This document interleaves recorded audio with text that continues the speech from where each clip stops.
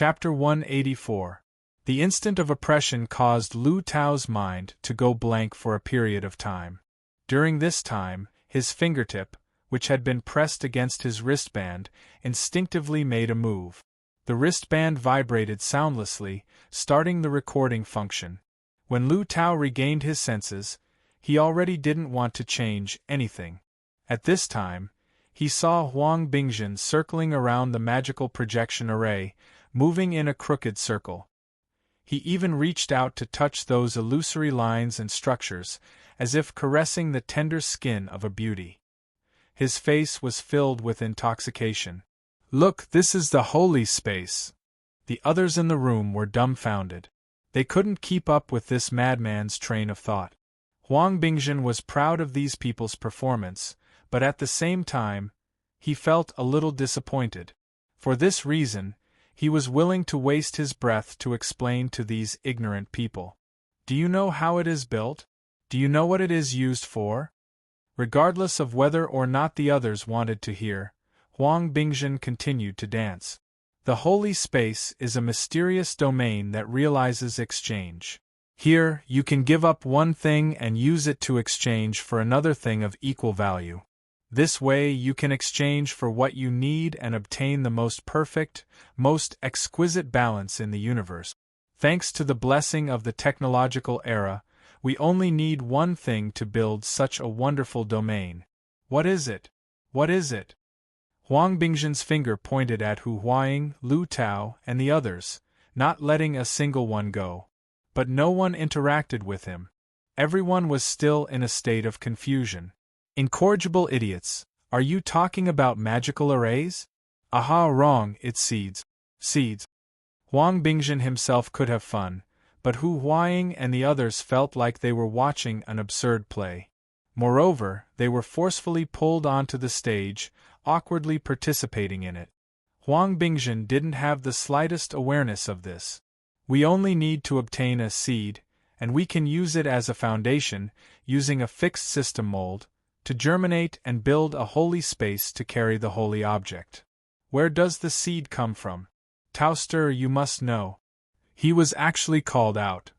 Lu Tao really wanted to slap Huang Bingjin's face to see if he could wake this guy up.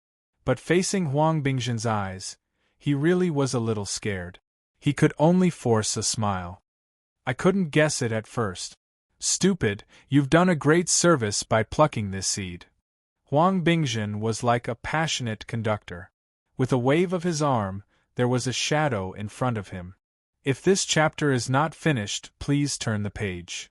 It was clearly shown that the gangsters had deliberately provoked and triggered a group fight. His hands swept and clenched in the projection, as if he was grabbing something out of thin air. Then, he waved his fist at Lu Tao. Lu Tao could roughly guess what Huang Bingjin meant. The so-called seed was obtained from the group fight just now. What the hell is this? Lu Tao had to admit that his brain was not enough. His brain must have been fried by the drug. "What the hell are you guys doing?" Even if Hu Huaying was a little drunk, he was starting to feel that something was wrong. He turned his gaze towards Lu Tao. In his opinion, Lu Tao, who had arrived earlier, was obviously easier to communicate with and should know more. Lu Tao hesitated for a moment. He still didn't want to explain too clearly. He only vaguely said, "He just suffered a loss at the hands of a group of people. He's not happy in his heart. I don't know what he's thinking." "He suffered a loss?" "If you've suffered a loss, then get it back. What are you doing here? Did you meet someone you can't afford to offend?" This shouldn't be the case. At least in Huang Bingjin's mind, he had no concept of Luonan, the bomb. Only the heavens knew that there were simple and direct method. Why did he have to do this? Then again, if he was able to understand Huang Bingjin's thoughts, then wouldn't he be a madman? Lu Tao spread his hands with a helpless expression. Unable to get an answer from him, Hu Huaying staggered forward to pull Huang Bingjin's shoulder. "Brother Huang, don't be so mysterious. If you have something to say, then say it. If you have something to say, then do it." Fuck. Hu Huaying moved closer with good intentions, but he was pushed away by Huang Bingjin. How could he maintain his balance right now? He immediately sat on the ground, stunned on the spot. Hey, Huang Bingzhen. You're no fun like this. The other drunkard had a good relationship with Hu Huaying. He immediately wanted to stick up for Hu Huaying, but Huang Bingzhen's mottled demonic pupils turned to stare at his face in the next moment. Silence. Even though the experiment is small, it's still sacred. You were clearly the most noisy one just now. On the ground, Hu Huaying struggled to crawl up. He shouted, "This guy drank too much. Grab him. Wake him up." These people's family backgrounds were similar, but Frost River reality could barely be considered Hu Huaying's territory. He was the landlord, so they would listen to him. The drunkards immediately rubbed their fists and palms together. This chapter is not finished. Please turn the page. He saw an opportunity and charged forward with a howl. Lu Tao hesitated for a moment before following. Even though Huang Bingzhen's strength was extraordinarily great, there was a limit to it. He could not resist the combined strength of these people. His 5 limbs hung in the air, his 2 legs kicked wildly, and there was no place for him to exert his strength. His eyes were about to bleed. In the end, he had no other choice. He shouted with a hoarse voice, "Get the holy object! Get the holy object!" This group of people didn't care about the holy object. What mattered was making this kid sober up. Hu Huaying turned his head to look around. "Do you have any inhibitors? This kid doesn't want to live." Hu Huaying's voice suddenly cut off. Lu Tao was the most sensitive, so he turned his head upon hearing the sound. Lu Tao saw the center of the so-called magic array. Marvelous black and white lines crisscrossed and weaved. They combined and constructed together, gradually forming a classical hanging scale that was half a person's height. The black and white plates were placed on one side. The frame in the center presented a smooth and contrasting arc. In the center, there was a sculpture that looked like a Western crown. It was unknown what flower it was made of. 8 sharp hollow leaves spread out in a ring shape, and there were 6 gems arranged in 2 rows at the center of the crown. The gems were of different colors, but the hue was rather dark. The design looked strange and gorgeous. At this moment, the black and white plates were placed on one side. Chains of the same color were divided into 3 strands that hung them up. They even swayed slightly as if they were real. "I think I've heard of this before?" Hu Huaying scratched his head. "It's the scales of truth." Lu Tao vaguely knew a little about this so-called holy object. It was not only very influential within the Mystic Arts Research Society, but it was also circulated among the wealthy circles of Xia City. It was just that Lu Tao had no interest in this sort of mysterious thing. He had never seriously understood it. Now it seemed that he had underestimated it in the past. In any case, it had some ability to turn a normal person into a retard. Huang Bingzhen became even crazier when he saw the scales of truth appear. He struggled as he screamed, "The world is fair. The truth is just. The daily exchange of this round's holy oracle's item has been fulfilled. I request an exchange." "Exchange." "Calm down. Oh my God." One of the drunkards slapped Huang Bingzhen's cheeks with all his might, but he was bitten by this fellow. The drunkard let out a blood-curdling scream and saw blood. Just as the drunkard was cursing out loud, his body inexplicably shook. He lowered his head to look and saw a sharp appendage protruding from his chest. It was hard to tell if it was real or illusory. Chapter 185. The order in the reception hall of Frost River reality grew more and more chaotic. Many people were attracted by the arrival of the police. The effects of the brawl were fermenting. At this time, Frost River reality was also having a headache. The person in charge was constantly negotiating with the police, hoping that the police would quickly take away all of the brawlers and put an end to the matter. However, the police still needed to conduct some on-site investigations, including Tianxi. The petite girl had been trying to communicate with the police. The 3 parties restrained each other, and for a while, they were in a deadlock. Luonan and the others saw this scene when they walked out the door.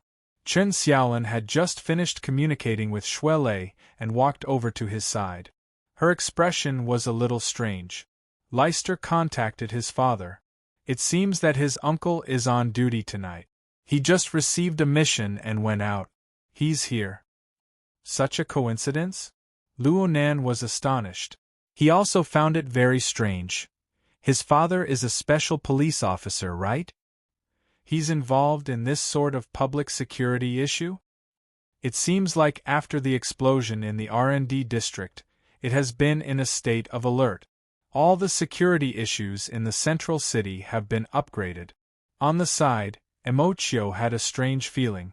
It was good to be able to find a solution to the problem, but the current situation made him feel a little awkward.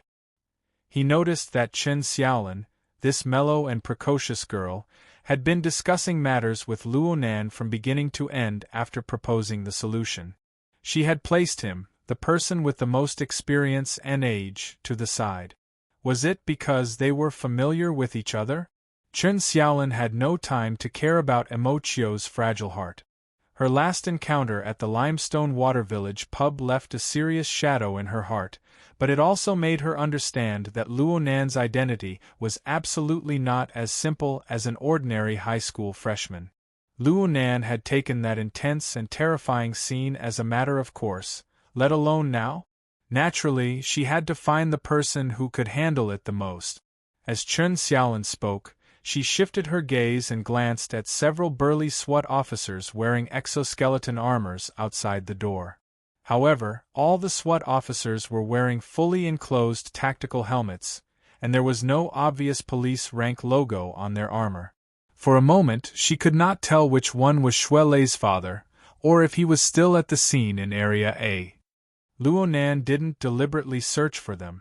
If they were willing to help, they would certainly contact them. Otherwise, what would be the point of finding them? He roughly observed the situation and walked in the direction of the police car to check on Mo Peng and the others. No matter how he looked at it, this group fight was a little strange. He wanted to understand it further. But when he was 7 or 8 steps away from the police car, he was stopped by a cold metal arm. The one who stopped him was a special police officer. He was nearly 2 meters tall, and he was looking down at him with a pitch-black visor. If this chapter is not finished, please turn the page. After that, he didn't give off a friendly vibe. The area ahead is controlled. Do not approach. The voice of the special police came from behind the helmet. Luonan did his best to put on a childish expression that matched his age. Officer, my brother is inside. I came with him, is that so? The SWAT officer who was blocking the road gestured behind him. Immediately, one of his comrades came over and asked, Captain? Captain? Luonan was stupefied for a moment, but the special police officer blocking the road had already instructed. Give the hospital a heads up. Let that group of people first take a urine sample in preparation for a drug test. Their emotions are too agitated. It might be the effect of the drug. How did he make that connection? Luonan didn't know whether to laugh or cry. He was baffled, but soon his mind stirred. His mental senses cut into the visor to confirm. Almost at the same time, the SWAT officer took off his helmet, revealing a square, middle-aged man's face. You're Luonan. Officer Xue. Uncle? Though the tone was quite different, the certainty and judgment within were completely the same. Luonan was a bit embarrassed. The police officer in front of him was none other than Officer Xue, who had personally arrested Xie Junping last week due to the illegal drugs in his phantom flying car. That was the first time Luonan had been arrested. It was impossible to not have a deep impression of him. He still remembered this person's name. It was Xue Weiluan. The word Xue couldn't be written twice in a single stroke. Plus, the location and position all matched. Luonan was certain that this tall and sturdy police officer was Xue Lei's father. He was also the target of their assistance. So Xia City really was quite small. Luonan had a strong first impression. He was able to find many similarities between Officer Xue and Xue Lei when he looked at him again. This could be used as verification. However, the other impression of Officer Xue didn't seem to have any positive effects. Xue Weiluan furrowed his brows and stared at Luo Nan. His gaze was like looking at a criminal suspect who had escaped by a fluke. That day, Luo Nan was silent and taciturn after being controlled. His rigid and uncooperative appearance left a deep impression on Xue Weiluan. Now Luo Nan looked a bit more cheerful, but it was limited. Leister said that you're a good friend of his. How long have you known each other? Just last week. Luo Nan felt that it was very likely that he would be interrogated by this Officer Xue. This was to prevent Xue Lei from mistakenly making friends with criminals. His wristband vibrated just as he was having a headache.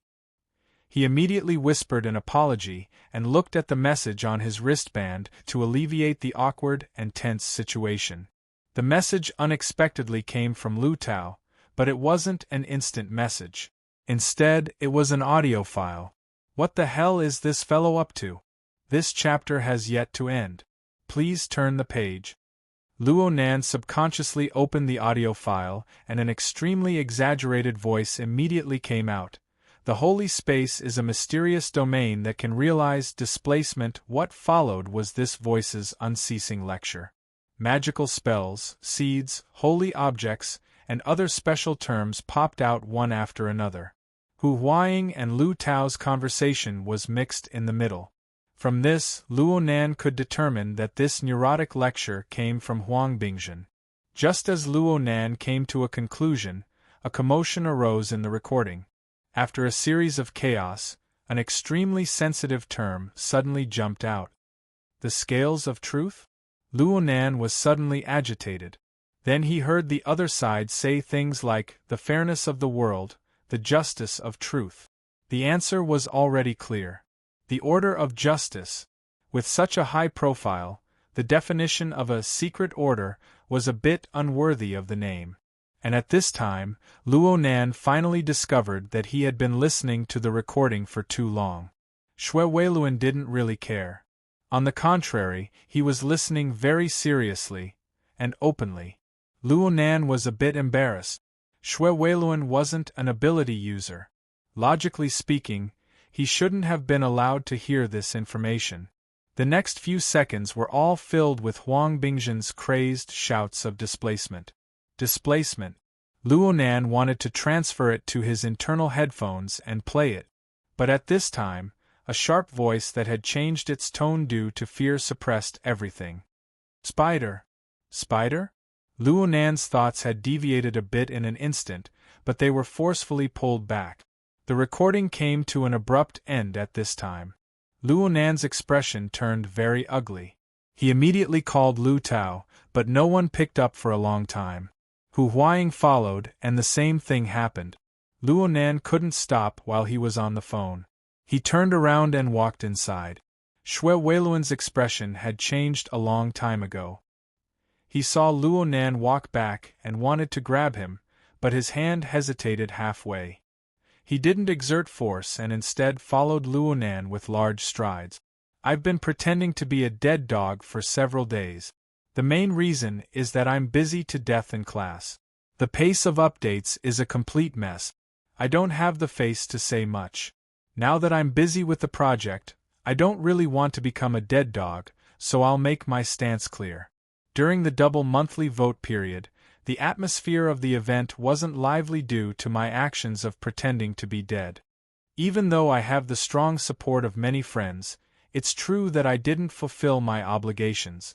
How about this? No matter what the monthly vote results are, I will first recognize the 50 chapters of the monthly vote and add chapters. In other words, even if I don't reach 5,000 monthly votes, I will guarantee the 50 chapters of the monthly vote. Starting tomorrow, I will guarantee 3 chapters every day. I will gradually adjust it to 4 chapters. Of course, if fellow readers are willing to break through the 5,000 vote mark, I will accept it. I'm currently losing weight. Thank you. Chapter 186. Luonan quickly passed through the reception hall and headed in the direction of the VIP elevator. On the way, he used the hexaear to enter the special channel of the Society regarding the human-faced arachnid and reported the situation. There were still many reports related to the human-faced arachnid in Xia City in the past week. But as one of the 4 psychics in Xia City, Luonan had special privileges within the Society. He Yuan's call came in just as the report ended. Mr. Luo, I have already assigned people to rush over according to the location information you have shared. The nearest person can arrive in 5 minutes. Please stay put and avoid direct contact with the target as much as possible. I will arrive in around 30 minutes. I am confirming the level of the situation. Right now, it is still a guess and not an actual confirmation. Luonan had already learned a few specialized terms. He spoke one set after another. Your current physical condition is not suitable for this mission. Therefore, please ensure your own safety as your number 1 priority. I understand. I have a senior special police officer by my side. Luonan had already entered the VIP elevator as he spoke. This time, he did not have Bai Xinyan's temporary privileges, but there were no problems. It seemed that Frost River reality had increased the level of his account. It seemed that Hu Huaying's reputation was quite useful here. She had thought things through quite thoroughly. Luonan did not want to see anything happen to Hu Huaying. Shui Weiluan silently followed him into the elevator. His identity as a police officer gave him the authority to freely enter and exit the police area. The 2 locked gazes in the enclosed elevator. They wanted to speak, but the elevator had already stopped at the VIP floor before they could speak. The elevator door opened, and the first thing Luonan saw were the 2 guides with long hair and short hair.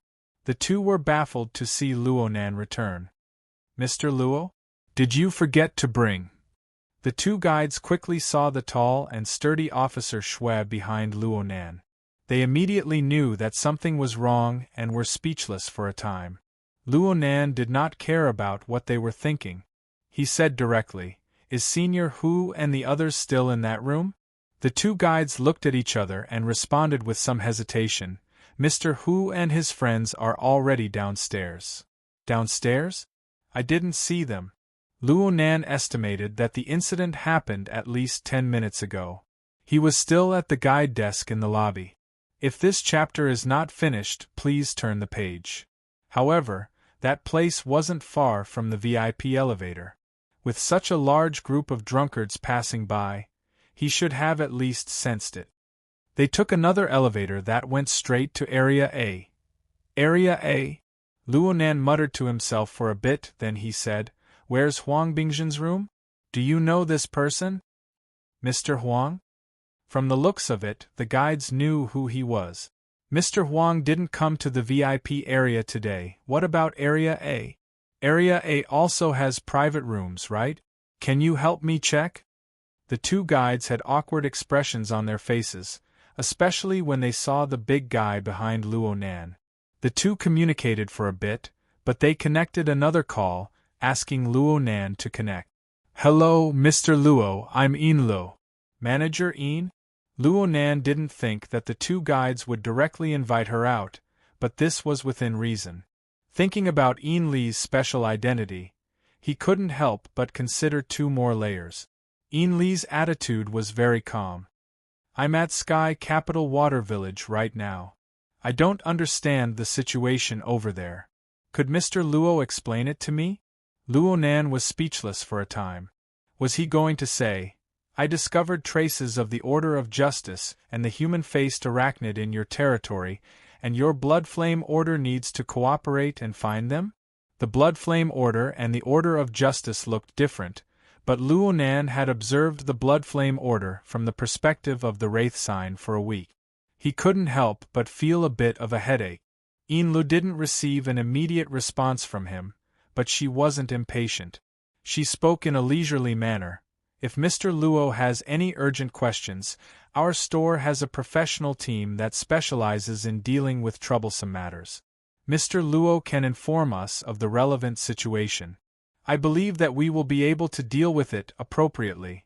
Luo Nan knew that Yin Lu wanted to deal with him. Right when he was pondering how to speak, Officer Shui pressed down on his arm and inserted himself into the call. Hello, Manager Yin. I'm Captain Shui Weiluan of the Special Police Brigade directly under the Xia City Police Department. My police number and relevant proof can be sent to you via the internet. Our department is currently dealing with a vicious conflict that occurred in your territory. We suspect that this incident is related to the guest with the surname Huang. We hope that you can cooperate with the police and open up the relevant authority to facilitate the police's emergency response. Thank you for your cooperation. It was rare for Shui Weiluan to speak such a long sentence in a single breath. The unyielding will within his words was clear and discernible. This chapter is not finished. Please turn the page. Shui Weiluan was clearly silent for a moment before he responded. We fully support the work of the police. The call was then hung up. Luo Nan understood that he had thoroughly offended Yin Lu this time. However, he approved of Shui Weiluan's swift and decisive approach. The two didn't delay any longer. They followed the instructions of the two guides and took a direct elevator to enter Area A, where the luxury room was located. Under Shui Weiluan's orders, the police had already taken over the surveillance system of Frost River Reality in a short minute. They quickly locked onto their target. By the time Luo Nan and Shui Weiluan arrived outside the luxury room, there were already 5 or 6 special police officers in place.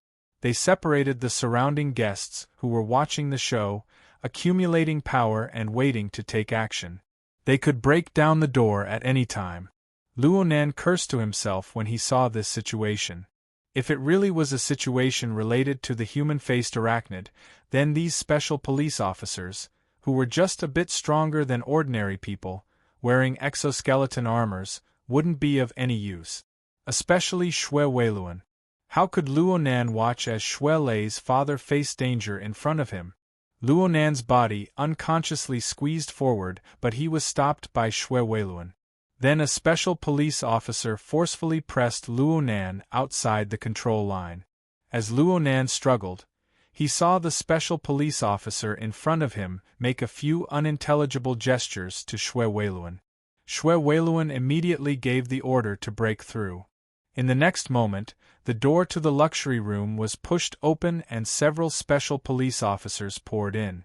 Luo Nan glared at the special police officer behind him. While the officer was stunned, Luo Nan broke free from the restraint and entered the room. Shui Weiluan frowned when he saw Luo Nan rush in.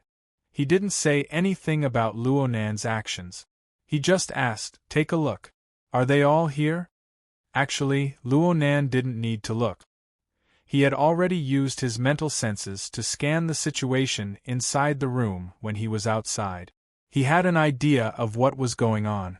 Hu Huaying, Lu Tao, Huang Bingzhen, 3 other drunkards, and the 2 women he didn't expect to see. He nodded. He didn't say anything definite. "Everyone I know is here." Luo Nan's mental senses continued to search endlessly as he spoke. However, he couldn't find anything else in this pitch-black room. The most crucial human-faced arachnid was gone.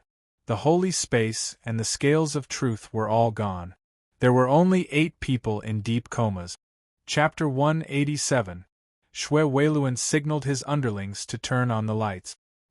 His eyebrows furrowed when he heard Luo Nan respond so quickly. "You can see." Only now did Luo Nan discover that he was used to the convenience of mental clairvoyance. He had been too quick with his words. He had actually answered Shui Weiluan's question with the lights in the operating area completely out. It must be known that these special police officers were all equipped with tactical helmets with night vision capabilities. Luo Nan had no equipment on him at all. "My eyesight is pretty good. Cough cough." Luo Nan's face was slightly hot. He just so happened to feel the urge to cough, so he took the opportunity to forcefully thicken his skin and forcefully evade this question. But this also gave him a few hints. "Uncle Shui, The operating area's lights were turned off. There's a high chance that the projector was turned on. Did you see it when you came in? No. Xue Weiluan gave a simple response, but he felt that it was rather absurd. This 15 or 16-year-old kid was acting far too calm. He was simply pouring baskets of groundless suspicion onto his own head. But this kid didn't look stupid. This veteran special police officer, who was over 50 years old, couldn't help but feel a bit emotional. Youngsters these days are much more capable than we were back in the day. His words contained a bit of a warning. In the end, he couldn't avoid his own son.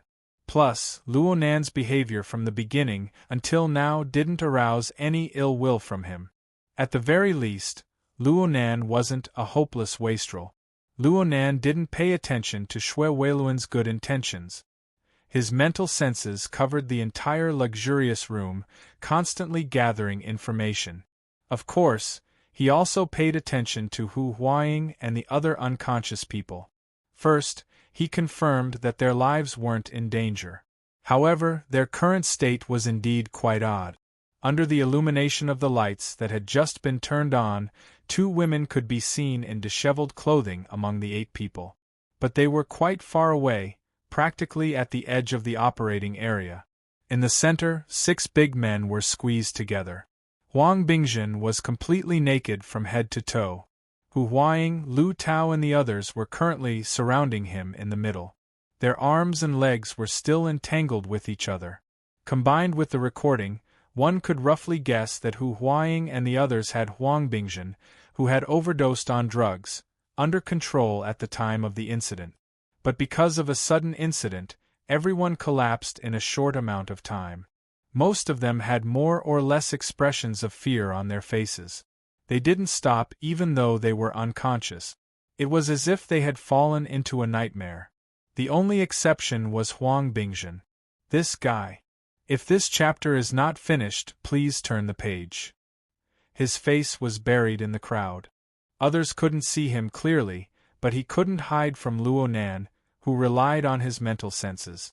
It could be seen that Huang Bingjun's expression was very relaxed, as if he was sleeping normally. Was this a symptom of taking too much drugs? Luo Nan increased the precision of his mental senses appropriately. He observed the breathing, the pulse, the twitching of the eyelids, and other external indicators. He had some faint guesses in his mind, but he wasn't 100% certain. He had to go forward and take a closer look. Officer Xue stretched out his arm to stop him. Don't destroy the scene. Wait for the investigators. Luo Nan tried to play dumb. Uncle Xue, aren't you guys the same? We are the special police, we only care about the operation. Oh, but are they all right? I've already called an ambulance. I'll also do a drug test. Luo Nan was a bit helpless. It looked like this Uncle Xue had equated him with psychotropic drugs. He couldn't blame Uncle Xue for thinking this way. Not to mention Huang Bingjun, who was buried in the crowd. The 2 scantily clad girls clearly showed signs of taking too much drugs. Then again, the appearance of the 2 girls made Luo Nan even more certain of his previous judgment. This was the natural reaction of taking too much drugs. Huang Bingjun was like this. There was a problem no matter how he looked at it, and it was a very familiar problem. A shallow and serene coma. Luo Nan was the one who encountered this problem last time. Luo Nan muttered to himself for a moment, then he suddenly complained to Xue Weiluan. Uncle, this is the person in the middle. He had a conflict with us over an hour ago. Wait for the people from the public security department to come before you say that. Xue Weiluan grunted, but then he asked the question, aren't they your friends? There's only one that counts as a friend. Luo Nan pointed at Hu Huaying's position. Then he tilted his finger and pointed at the middle position. As for this person, Huang Bingjun, young Master Huang, he's out of my league. Xue Weiluan's brows furrowed behind his helmet. Was it an illusion? He felt that there was a subtle change in Luo Nan's way of speaking, but he was unable to discern the specifics. Huang Bingjun. That's right. Huang Bingjun. He's the famous second-generation rich kid of our school. He's a good-for-nothing rotten person. Shui Weiluan shook his head. It's useless for you to say these words to me. I know. I wasn't saying it to you in the first place. Luonan narrowed his eyes slightly. The two words, Huang Bingzhen, that came out of his mouth were fine on the material plane. The sound waves did not travel more than a few meters in the air before they began to dissipate. But this chapter has yet to end. Please turn the page. However, the corresponding information was under Luonan's intentional control. It was urged by his soul strength to rapidly spread out on the mental plane. In the blink of an eye, it exceeded the range of his senses. He had learned this technique from Mo Luan of the Blood Flame Order a few days ago. Mo Luan had used this method to summon the human-faced arachnid from a long distance. In terms of subtlety and concealment, Mo Luan was 100 times stronger than the current Luonan. But at this very moment, Luonan did not know what concealment was. He wanted this sort of diffuse effect. Now he just needed to see how the response was. 1 second. 2 seconds. 3 seconds. His ears suddenly trembled slightly. A sharp and unfriendly voice cut in. What the hell are you yelling for? You're bragging that you're mentally enhanced? Right now half of Xia City can hear you. The voice was familiar, but it wasn't particularly familiar. Luonan was stunned for a moment before realizing that the other party was speaking through the Hexaear's psychic wave network. Luonan's mind shifted a bit and he saw an encrypted channel specially set up for this operation. A cat's eye avatar had just lit up, announcing his arrival. Luonan finally matched his memories. Due to some reason, he had some inexplicable and bizarre thoughts. He only responded after 2 seconds had passed. Cat's eye? Luonan's mind suddenly stirred before his voice fell. There was a clear and powerful reaction. It charged into the range of his senses in an extremely crude manner. How far could a distance of 10 meters be? In the blink of an eye, an incorporeal shadow seeped in from the other side of the room's wall. Luonan was facing Shui Weiluan directly at this time. He looked away from the angle of his line of sight, but under the clairvoyance of his mental senses, he was able to see what was happening over there as clearly as if he was seeing it with his own eyes. Even though the changes occurred on the mental plane, which was hard for ordinary people to see with their eyes, the incorporeal shadow had yet to completely penetrate through, but the 6 heterochromatic pupils and the ugly mandibles had already joined together to form the image of a malevolent spider. Then there were the 4 pairs of arthropod legs that waved about endlessly. They waved about a bit excessively and occasionally fought with themselves.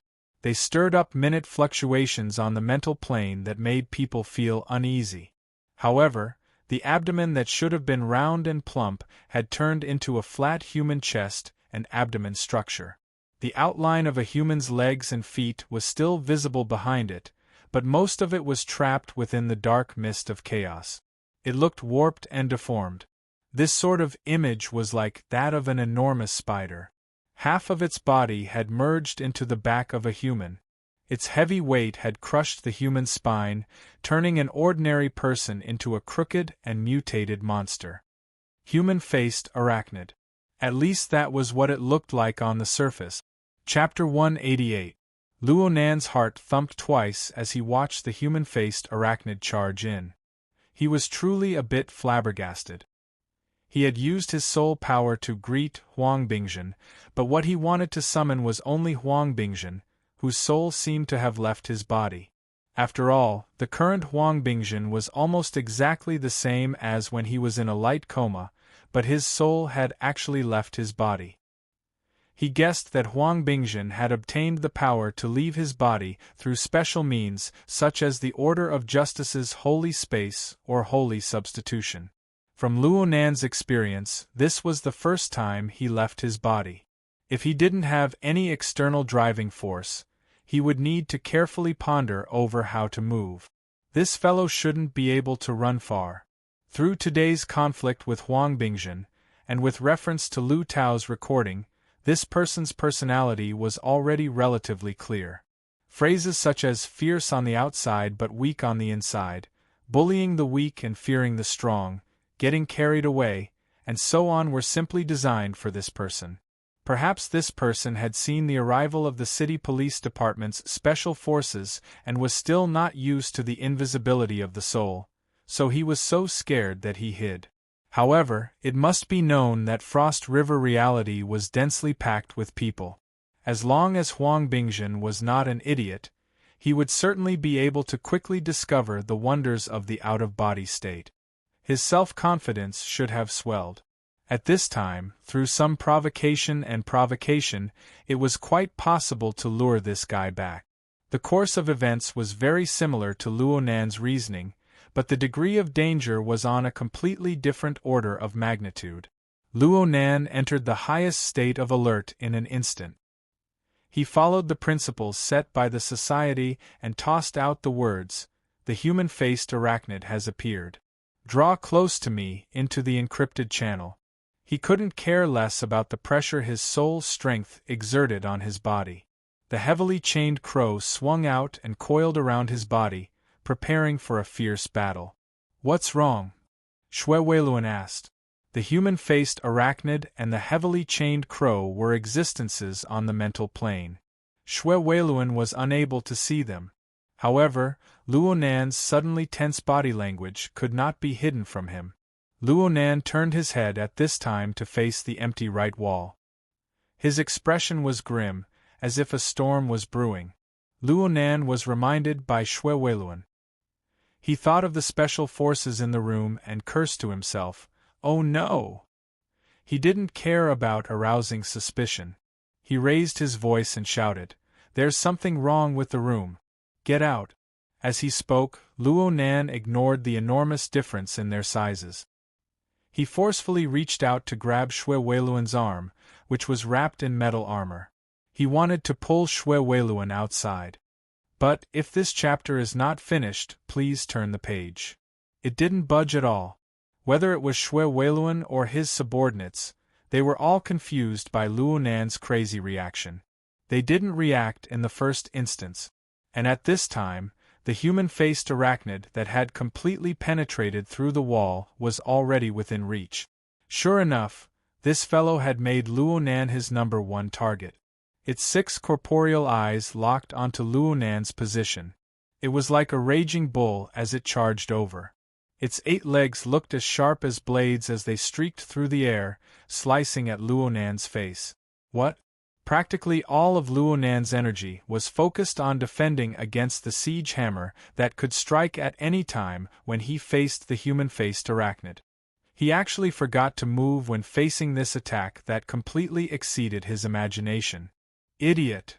A figure that was as robust as a female leopard forced its way through the entrance of the private room.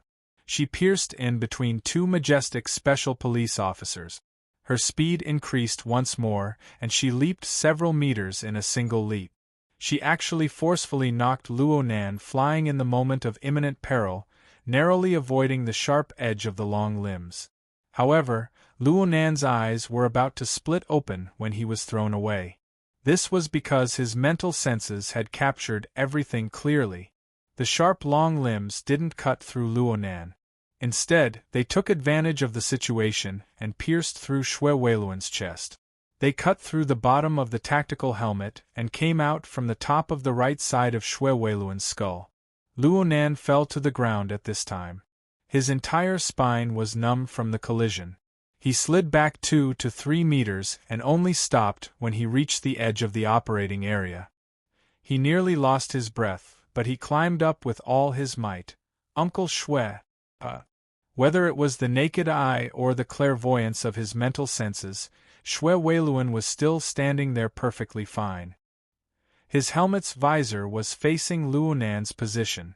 He looked a bit stiff, but this was because of the absurd scene before his eyes. Nothing had happened to Xue Weiluan himself. As for the human-faced arachnid that had executed the raging bull charge and the blade cleave, it was unable to stop in time. It charged straight to the edge of the room before turning its body around. It looked at the results of its own battle, looking a bit stupefied. Luo Nan sat on the ground and blinked his eyes. His mind was a bit stupefied for a time. Cat Eyes wore baggy camouflage pants and a flat-brimmed hat on her head not too far away from him. She looked like she had just come down from a street dance.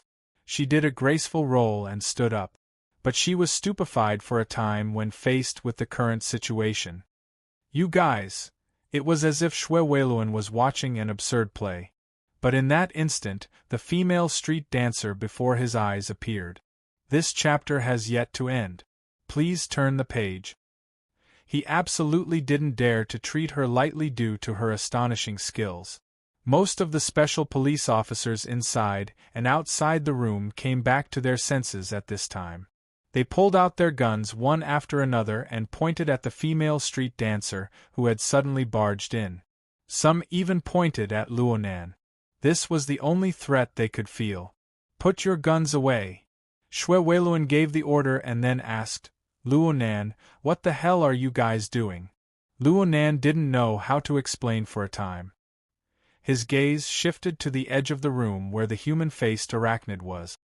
His mental senses firmly locked onto the adversary. After a few probing attempts, he couldn't help but scratch his head. Looking at the aggressive appearance of the human-faced arachnid, Luonan practically believed that it was a tall and long human-faced arachnid. It had already materialized from incorporeal, cut into the material plane, and wanted to behead him directly. But reality proved that this wasn't the case. The power level of this human-faced arachnid was actually quite ordinary. It couldn't even compare to the burning wraith that Luonan had first encountered on the warship. Then in the end, just how stupid would it be to abandon its most advantageous ability and attempt to use its incorporeal form to break through the material plane and use physical attacks to solve its problems? In reality, this fellow had always been trying to interfere with the material plane from the mental plane up until now. It was like an inflated balloon that was forcefully pressed down into the water. Other than making it more eye-catching, this way of doing things had no other effect. Luonan finally understood why the image of this human-faced arachnid was so clear. This fellow had placed the majority of its power in this fellow had placed most of its power on the mental interfering with the material plane. The closer the human-faced arachnid was to the material plane, the higher the probability of it being sensed by others. Cat Eyes had been unable to see the human-faced arachnid during their last operation, but when she performed the rescue just now, her judgment of its position and timing proved that she could already do it. This change had nothing to do with whether or not her abilities had improved. It was only related to the difference in her goals. The human-faced arachnid before her was clearly different from its own kind. The lighting in the room suddenly brightened right as Luonan was thinking. The projector in the operating area activated automatically without anyone controlling it. It projected a multicolored wave of light into this area. Chapter 189. There seemed to be some problems with the projector. The light it projected did not display a concrete image. Instead, it was like a mottled haze of light that covered the operating area. It also enveloped Luonan, Cat Eyes, Shweweluan, and 6 other people, as well as the 8 unconscious bodies. The sudden change in lighting attracted everyone's gazes. But the one who made the most intense reaction was the stupid crying human-faced arachnid. As soon as the light rays interweaved, it charged forward again. This time, it didn't target anyone but directly charged into the spreading light fog. Then, it hid itself in the colorful light. There was no doubt that this projected haze was a cover for the human-faced arachnid. Cat Eyes softly cried out, "Oh no!" To an ability user like her who lived off of perception, locking onto a target was the greatest source of security. She had been extremely stifled during the human-faced arachnid hunting operation last time. Now that she had made progress with great difficulty, how could she have imagined that all her previous efforts would go to waste? But in the end, Cat Eyes was an awakened with rich experience. Her train of thought changed, and her gaze fell upon the projector that created the mottled fog. Taking drastic measures was a good choice. All of you back out. What's going on with the system? Xue Weiluan spoke loudly. The first part of his speech was directed at the other people in the room, telling them to leave the projection area. The second part of his speech was directed at the technicians who were monitoring the operation of the room's system. He did not like this change. It made him feel that the situation was not completely under the control of the police.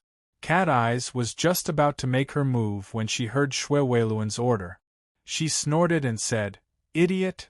Luonan coughed as he crawled up. He wanted to defend Xue Weiluan. "He doesn't know, I said you are an idiot." Luonan was simply baffled. "Did I provoke you?" However, on second thought, it was possible. It must be known that this person had left an image in the format pyramid. Even those on the student level could not be considered true believers. For instance, Xie Junping was very ignorant, but Cat Eyes was an ability user. Perhaps she had some instinctive reaction and rejection? Luonan looked through Cat Eyes once more.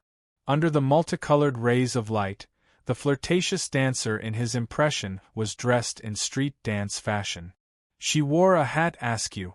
She looked quite a bit younger than her overly mature appearance from that night. She looked a bit more handsome. If it wasn't for Hexair's advance confirmation, he wouldn't have dared to greet him if they passed each other on the street. But during the operation, if this chapter is not finished, please turn the page. Some words were better said openly. "How am I stupid?" Cat Eyes responded with a sneer when faced with Luonan's straightforward attitude. "Mr. Psychic, where do you have the authority to command this operation? Where is the ability to act? Was it fun to pretend to be an innocent citizen here? You're just going to bring in a bunch of burdens and then hand over the leadership to someone else? Fighting each other?" Her words hit the nail on the head. Luonan was left speechless. In fact, this was one of the major taboos that He Wayne had pointed out during the last operation. He was doing the same now, maybe even worse. Those who had participated in the previous operation had at least known the target. But now, Xue Weiluan and the Special Forces were still in the dark. Do you even have the slightest awareness of being an ability user? At the very least, a sense of superiority is fine. Cat Eyes wasn't admonishing him. Rather, she was ridiculing him. However, the effect was more or less the same. Luonan spread his hands, not knowing how to respond for a time. "You two, what are you still doing inside?" Xue Weiluan walked over with large strides. He was very dissatisfied with the two people whispering to each other within the mist of light. Of course, he was puzzled by the inconsistency of logic. He took out the most straightforward and efficient attitude towards this. "I don't care what path you two have. You two must cooperate when facing the police. Luonan, explain to me. What kind of monkey show were you playing just now?" This sort of attitude was like that of an organ of authority, but it also had the style of an elder. It had to be said that the effect was extremely good for a young man like Luonan. If he had been the only one here, his brain would have exploded just trying to think of words to say. Fortunately, he had Cat Eyes with him. Luonan pushed the woman to the side out without hesitation. "It's time to display the superiority of an ability user." Cat Eyes didn't refuse. "At least this old man is much smarter than you." The two left the range of the mist of light at the same time. Then Cat Eyes took the initiative to meet Xue Weiluan and start negotiating. Luonan didn't care about the results of the negotiation. He thought that Cat Eyes, a veteran ability user, shouldn't be unable to resolve the issue. Right now, all of his energy was placed in the area covered by the projection mist of light. When all was said and done, technical work suited him better. Cat Eyes viewed this area covered by the mist of light as the most dangerous area. This was because she didn't know where the invisible human-faced arachnid would suddenly appear from. However, Luonan's view was different.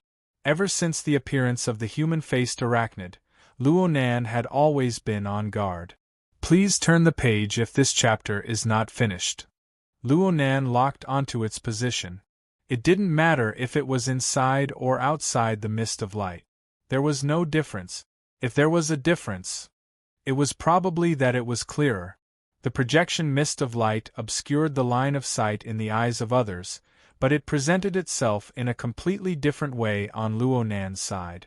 Chaos and ripples could only be said to be a lack of understanding towards the fundamental operation of energy and information. The projection mist possessed a specific form of light.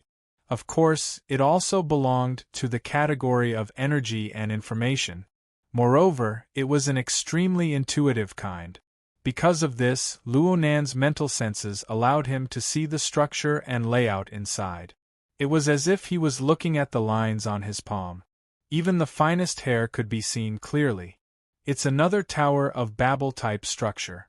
It's more precise than the tactical helmet's chipset, but it's still quite a distance away from the perfect layout of the dynamo core.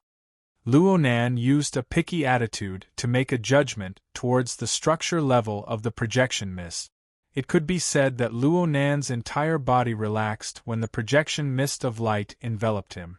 If this wasn't the case, how would he have the leisure to discuss the topic of idiots with cat eyes? The problem was that the party that created the projection couldn't see Luo Nan's thought. They had released such a structure for a special and crucial purpose. Luo Nan could see it clearly.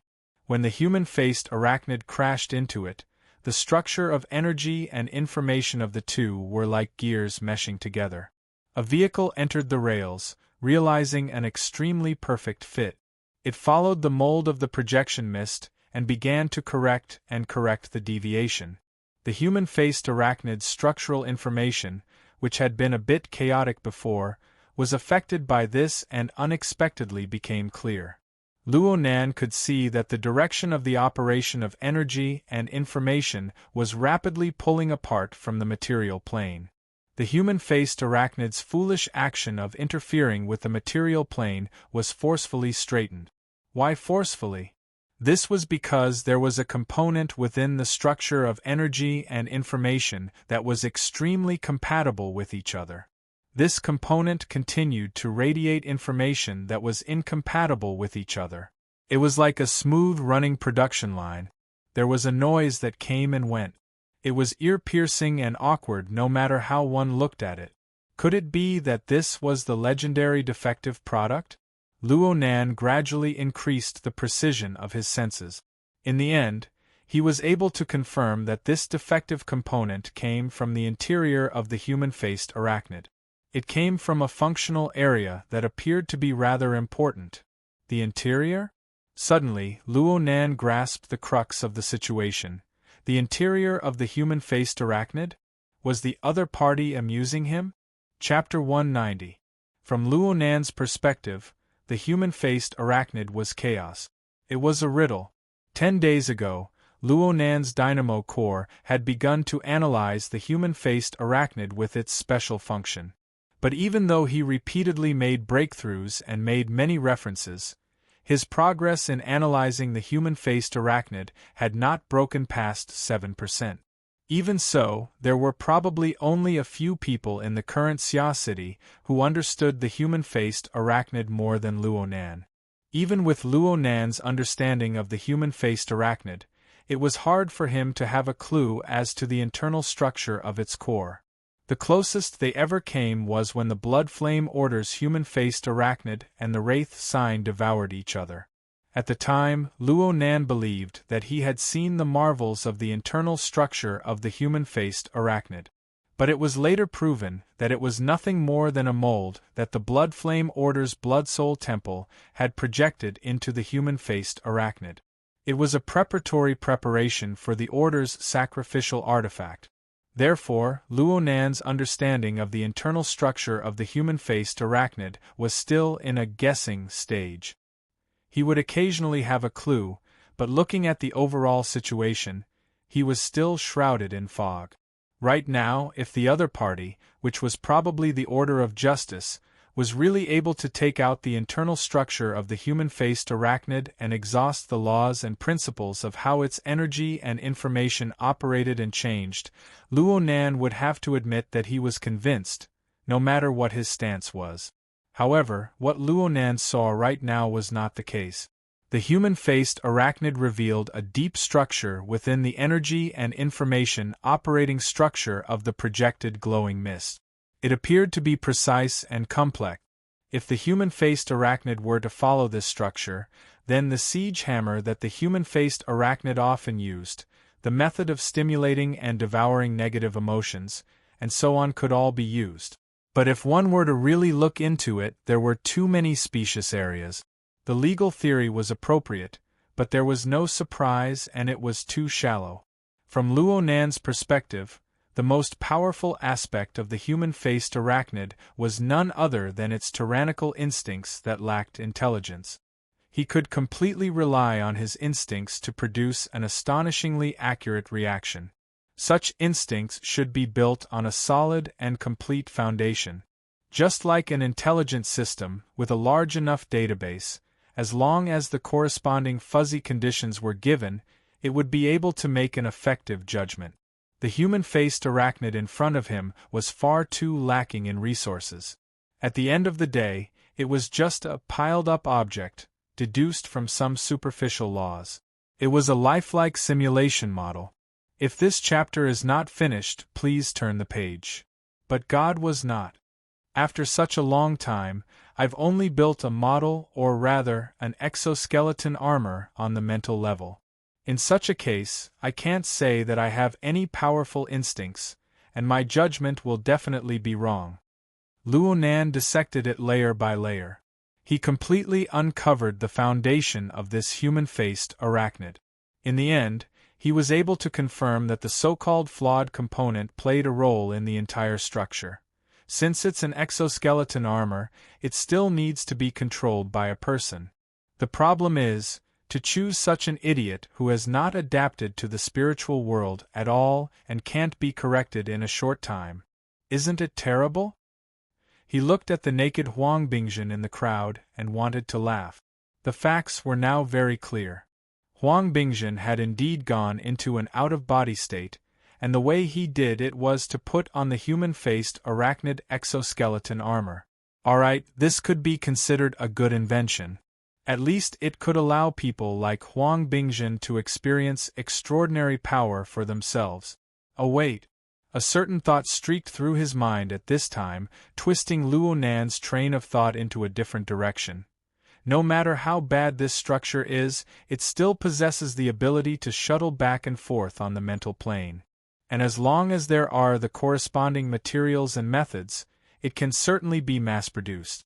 For someone like Huang Bingjin, just being able to obtain a 10,000th of the human-faced arachnid's power is enough for him to come and go as he pleases. For an ordinary person who lacks extraordinary power and talent, this is an enormous temptation.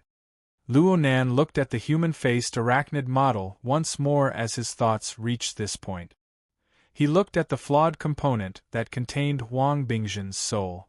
The expression in his eyes suddenly changed. Could this be the secret of the secret order's divine manifestation? Many thoughts spun in his mind in succession. Luo Nan was a bit spellbound, and at this time, a group of people entered through the entrance of the luxurious room.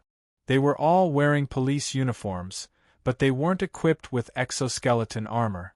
Luo Nan's eyebrows involuntarily furrowed when he saw this group of people rush in. He swept a glance through the peephole. That person's negotiations didn't seem to have any effect. Right now, a human-faced arachnid was being corrected in this room. This matter involved the Ability User Society, the Secret Order, and a series of extraordinary powers. It was fine if this group of people came late, but weren't they just causing trouble by coming in now? The leader of the group of police officers had a medium build and a lean physique. This chapter is not finished. Please turn the page. He shouted as soon as he entered, Old Shui, not only can your special police force solve cases, you can also find cases. You're quite capable. It looked like they came with bad intentions, but Shui Weiluan really couldn't say anything. This was because these people were the public security police, who should appear at the scene of a case. Their special police force's actions just now were indeed suspicious of exceeding their authority. Moreover, the person who came was the chief of the East Prefecture Subbureau. Frost River reality was under his jurisdiction. He could only be more cautious about this matter. Guoju, the matter just now was sudden. I just reported it to you at the last minute. Please don't blame me. Xue Weiluan would certainly give him face. But right now, he needed to take care of the most important problem first. His gaze cut to Cat Eyes, who had just finished negotiating.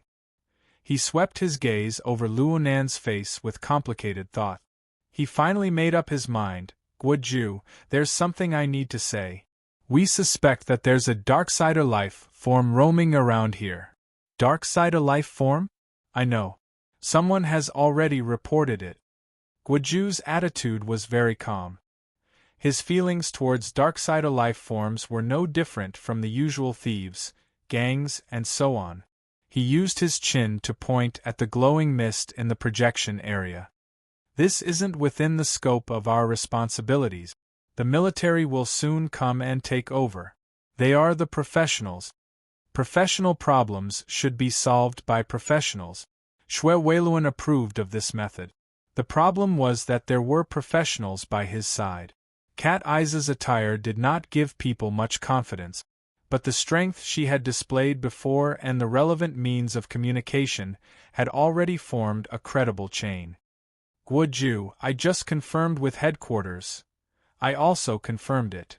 That's why I'm here to clear the area first. Guoju waved his hand and an electronic voice sounded from outside the door. Frost River Reality's self-made multi-purpose robots were like diligent worker bees. They drove into the luxurious room one after another. They followed the preset program and locked onto the familiar figures in the projection mist. The order I received was to first ensure that the innocent masses are not affected. Those who need to be sent to the hospital should be sent there. This is to avoid long nights and dreams. Even if there aren't any symptoms, they will still get sick. Alright, old Xue, you can withdraw now. The night has been tough enough. Everyone, don't wait. I'll update tomorrow morning. Chapter 191. Xue Weiluan watched as the multi-purpose robots unfurled stretchers and entered the scene one after another. Behind the visor, Xue Weiluan narrowed his eyes. What should we do with the scene? The technicians have already taken photos and recorded them. Moreover, the mutants have responded to the third level, the Darksider life form is lurking, and the military is about to enter the scene. Where would we have the space to investigate this case? Has the ambulance arrived yet? All of them are to be transported out. Unrelated personnel, please leave. Guoju replied with a few simple sentences before giving out an order. Immediately, the multi-purpose robot drove into the operating area and moved the unconscious body. Among them, 2 were in charge of tidying up the scene. They separated the stacked bodies and moved them onto stretchers. The rest of them were in an assembly line, sending the unconscious Hu Huaying and the others away one after another. Several special police officers looked at Xue Weiluan. Xue Weiluan indicated for his subordinates to leave the room first. No matter what was said, if it really was a Darksider life form hiding, then these special police officers wouldn't be of much use. Xue Weiluan hadn't moved, so Guoju had directly cleared the area. Logically speaking, it made sense. However, the timing was very delicate, and the way he did it was too suspicious. The so-called clearing of the area meant that other than moving the unconscious bodies away, everyone else present was also on the list. The special forces retreated from the room, leaving only Luo Nan and Cat Eyes. Neither of them moved. Luo Nan was a bit distracted at first, but Guoju and the robots entered the scene one after another. The projected glowing mist changed accordingly, drawing Luo Nan over once more. He stared at the projected glowing mist with a focused expression. Cat Eyes, on the other hand, swept her gaze over the suddenly lively situation in the room with great interest. No matter who it was, they didn't take Guoju's appearance to heart. Then, according to Guoju's request, the police appeared beside them and asked them to leave. Luo Nan's observation was interrupted once more. He was a bit displeased. He cast his gaze towards Cat Eyes, meaning, "This is the result of your negotiation?" Cat Eyes raised her middle finger at him. "Your nature has changed a long time ago, okay? You've seen the Society's recent announcements. Right now, the problem with the human-faced arachnid is no longer hunting darksider life forms. Instead, it's fighting against certain orders." "Oh, stay away a bit." She casually pushed aside the innocent and ignorant police officer beside her and walked over to Luo Nan. On this side, the police officer responsible for clearing the scene saw that Luo Nan was still a half-grown child, so he didn't do anything ruthless. He just wanted to grab Luo Nan's shoulder and drag this strange kid with drifting eyes out. The moment Cat Eyes arrived, he staggered a few steps back and bumped into his colleague. Luo Nan didn't pay attention to the situation around him. He spoke to Cat Eyes, "Order. If this chapter is not finished, please turn the page." Yes, he wholeheartedly agreed. From what he understood from the Blood Flame Order, the Blood Flame Order was not the only organization that had designs on the human-faced arachnid. Today, the Order of Justice was not the only organization that had designs on it.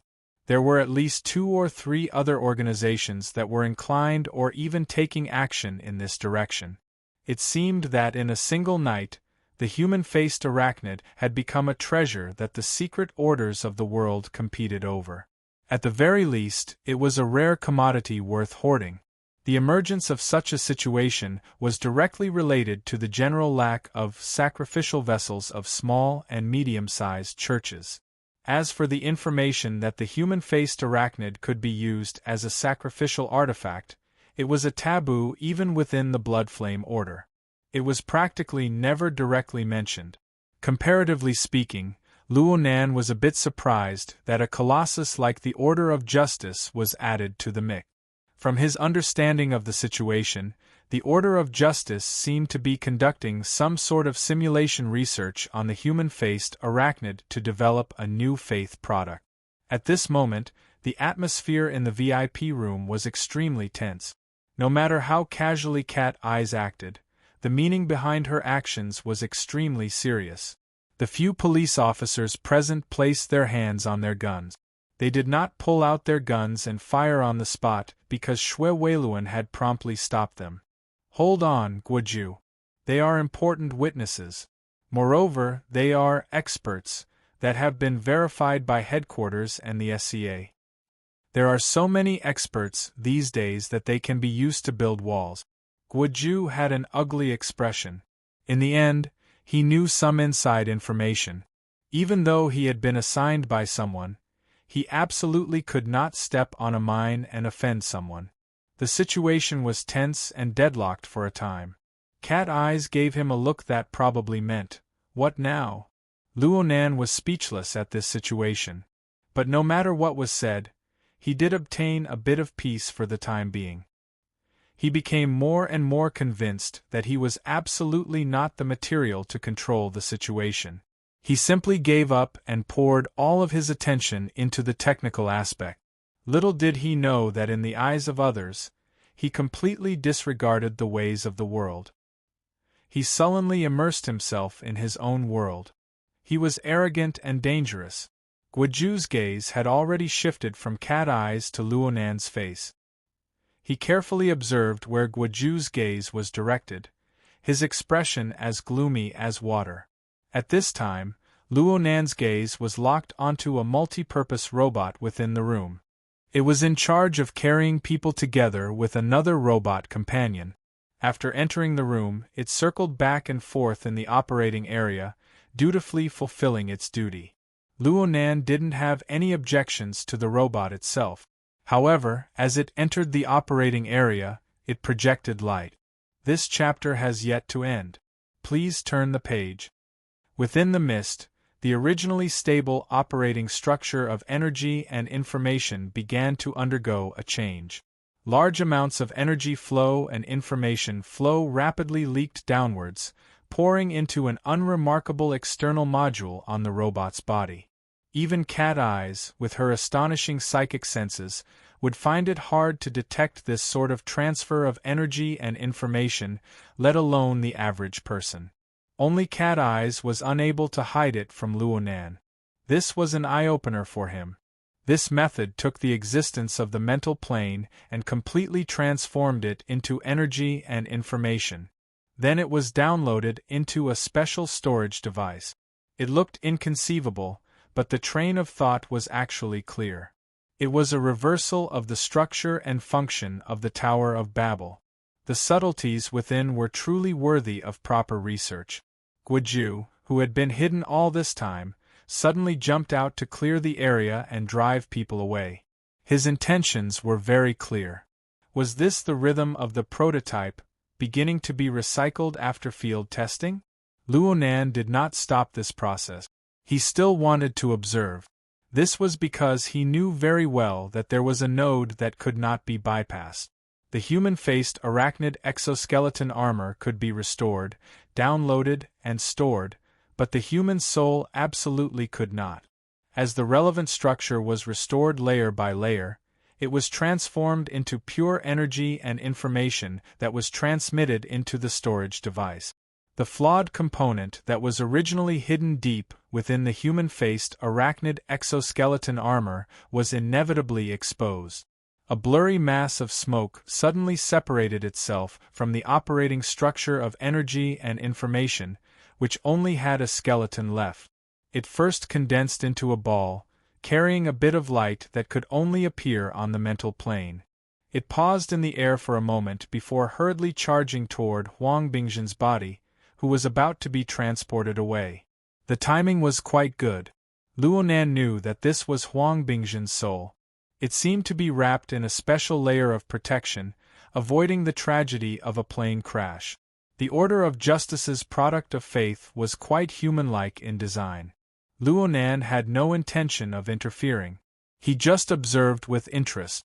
However, accidents always happened.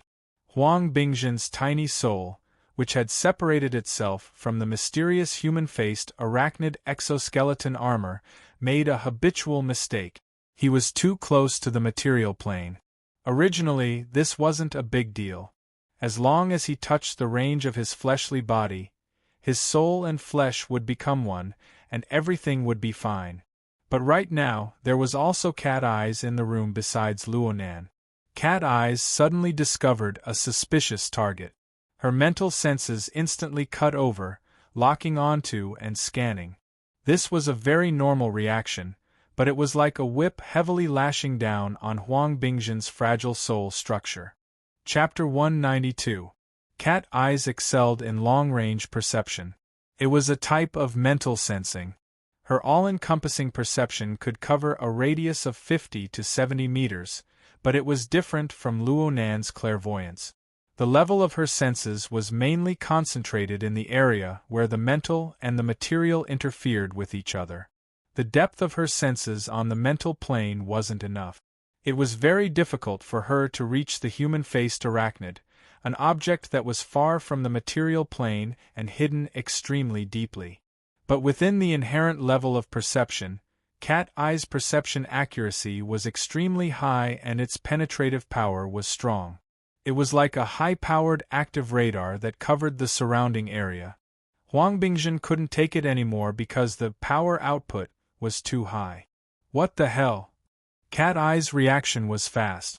She quickly realized that something was wrong and withdrew her mental senses. Fortunately, he controlled it well and didn't burn Huang Bingzhen along with the outer protective shell. However, it wasn't easy to completely withdraw this kind of spiritual attack that could be launched with just a thought. On the spiritual level, Huang Bingzhen immediately let out a miserable howl.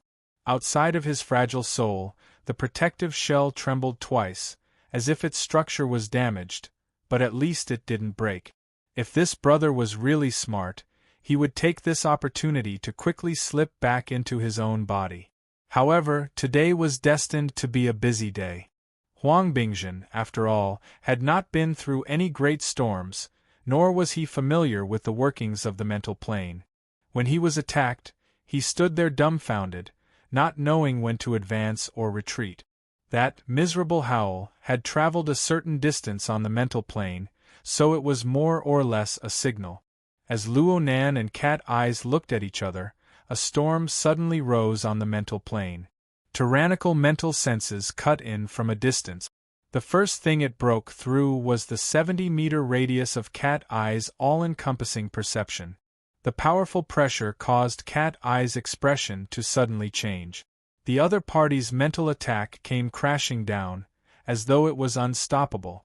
Even if Cat Eyes excelled in perception, a confrontation on the mental plane wasn't her forte. She wouldn't truly meet force with force, but her forceful actions still expressed her clear stance. In an instant, the opponent's mental senses had already broken into the luxurious private room. He inspected the situation within the room without the slightest scruple and forcefully suppressed Cat Eyes, reducing the range of her senses. A strong enemy. It might be a spiritual enhancement specialization. Cat Eyes used her telepathic thoughts to leave a message in the encrypted channel.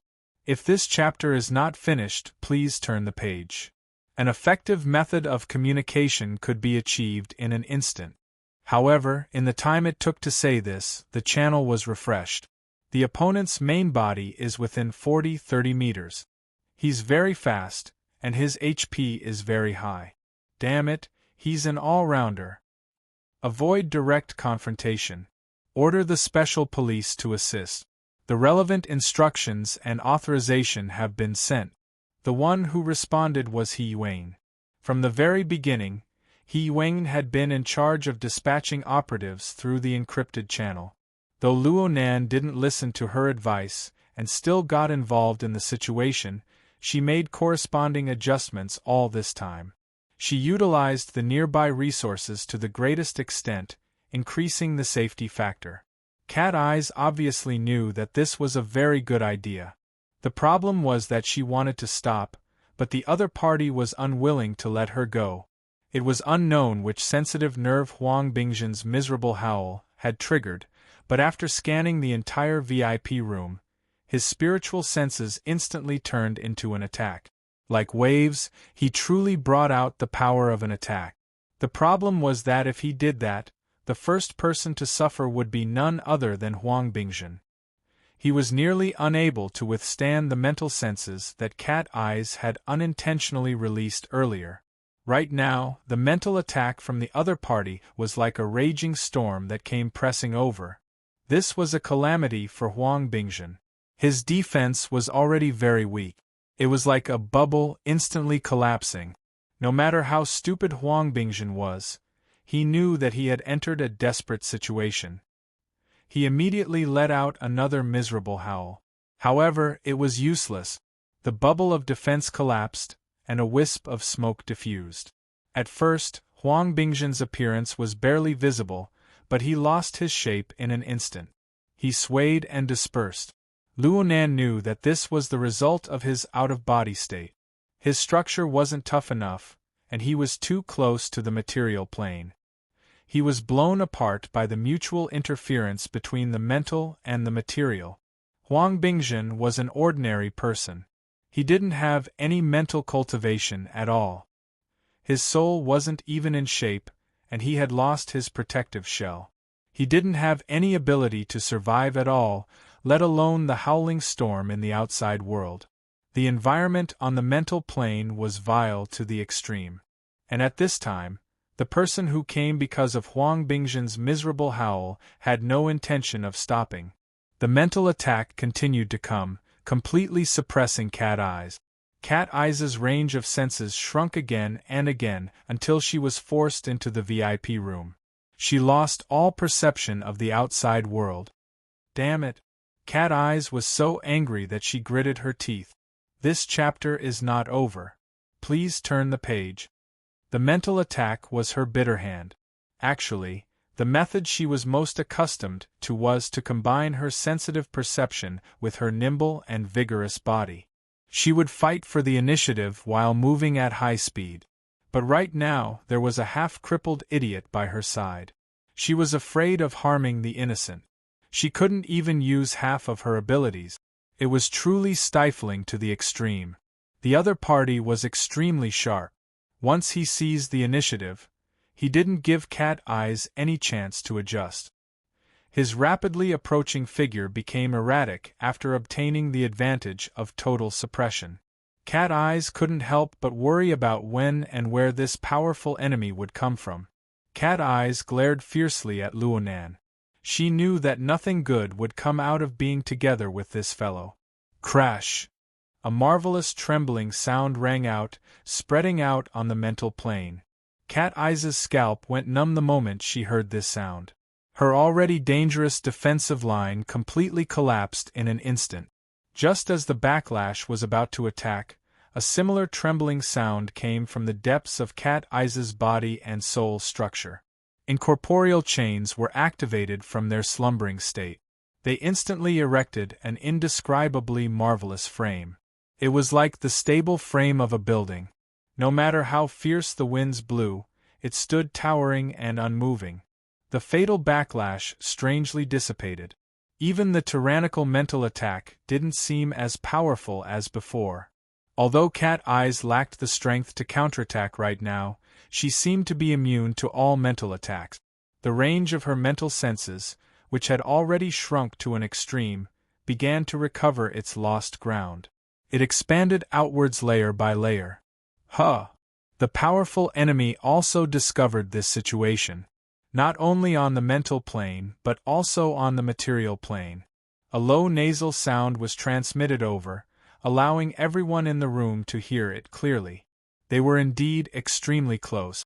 Cat Eyes obtained a breather and immediately carried out Hiyuan's orders to the end. She shouted, "Captain Shui, be on full alert. The killer is nearby." She didn't care about the consequences. She first put on a big hat and then talked. In any case, Huang Bingzhen's soul was scattered, and he was 90% dead. It wasn't a lie. But just as Cat Eyes' voice fell, a heavily chained crow shot out horizontally on the mental plane. It was like a raging python shuttling through the void.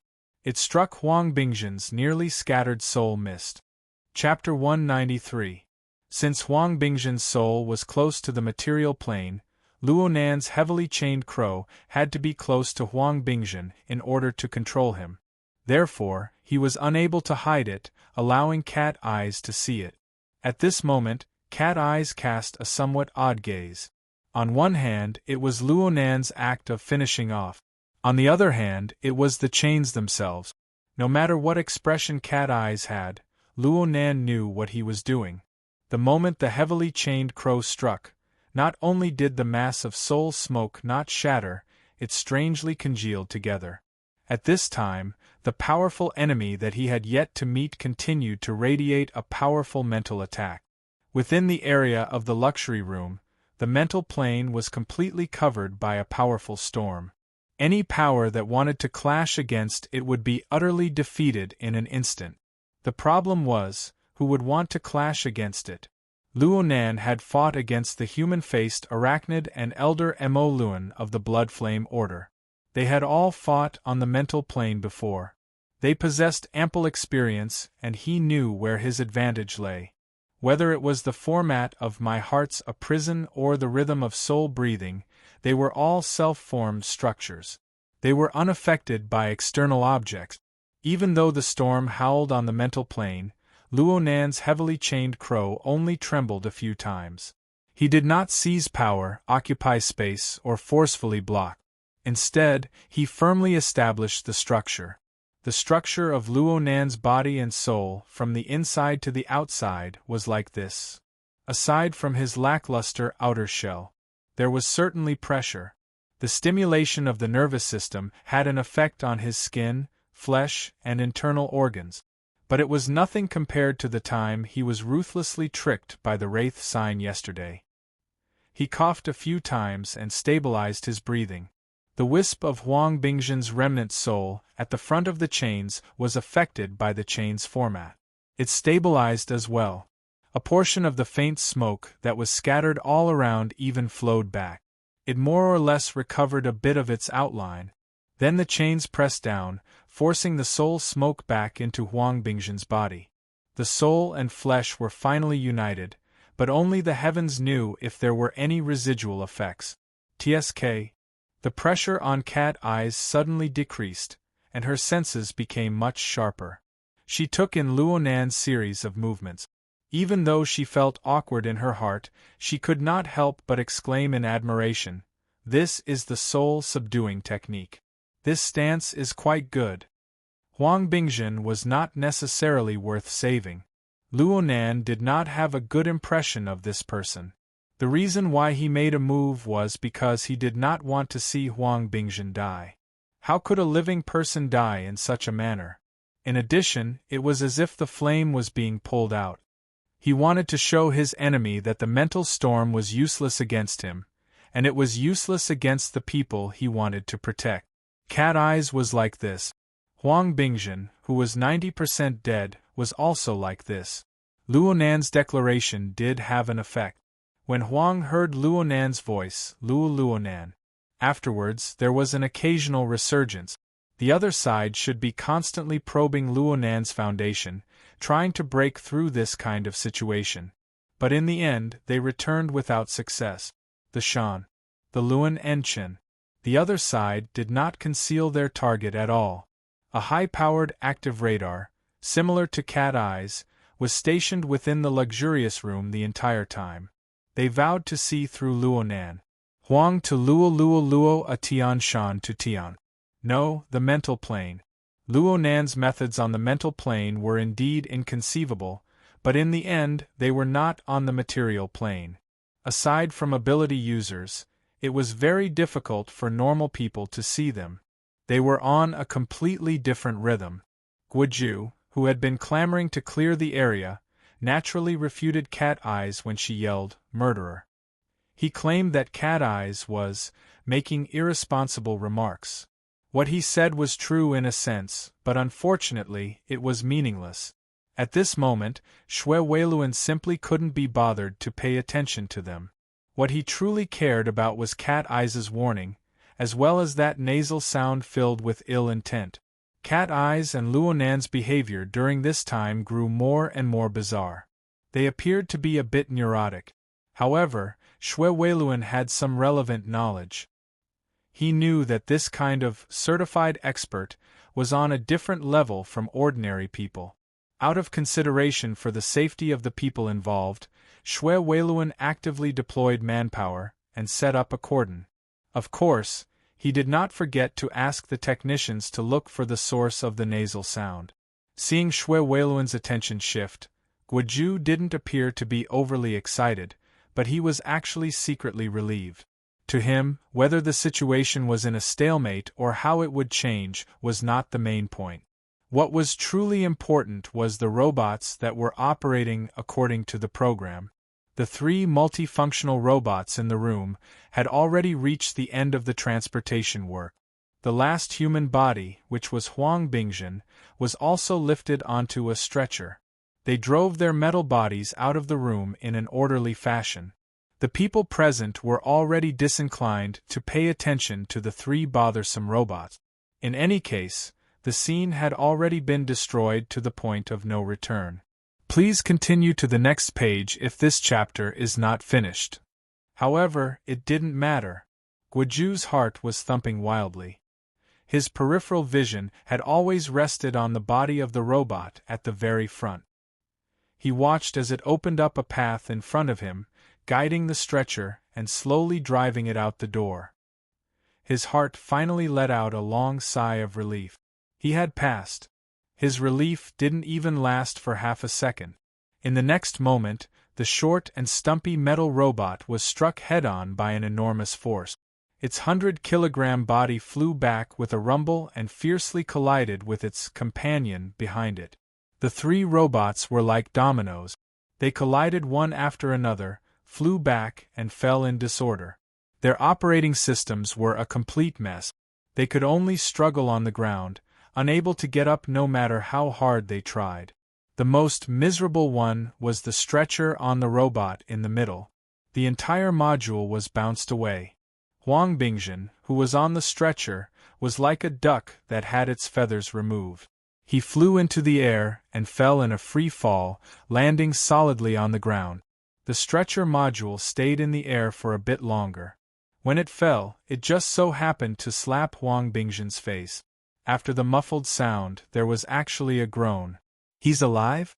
Even though such an unforeseen event had suddenly occurred, Cat Eyes could not help but be distracted for a moment.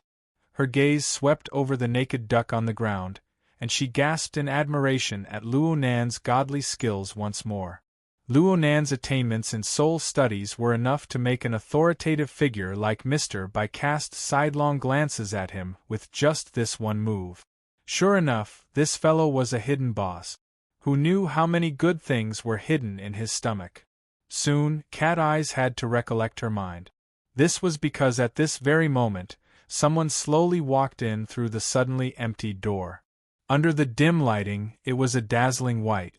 The person who came wore a large snow-white robe. It was completely incompatible with the scene of real life.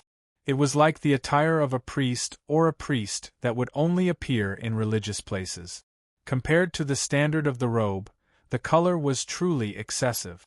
Even under the disorderly lighting of the room, the robe seemed to be able to completely reflect all the colors of light, leaving only a dazzling and pure white. Guoju, who was not too far away from the door, had his heart about to jump out of his chest due to the robot being sent flying and damaged. But at this time, he suddenly thought of a group of people when he saw this dazzling white. His beating heart instantly got stuck in his throat, choking him to the point where he nearly suffocated. There's still one more chapter before dawn. Friends, you can watch it tomorrow morning. Chapter 194. No. They shouldn't know me.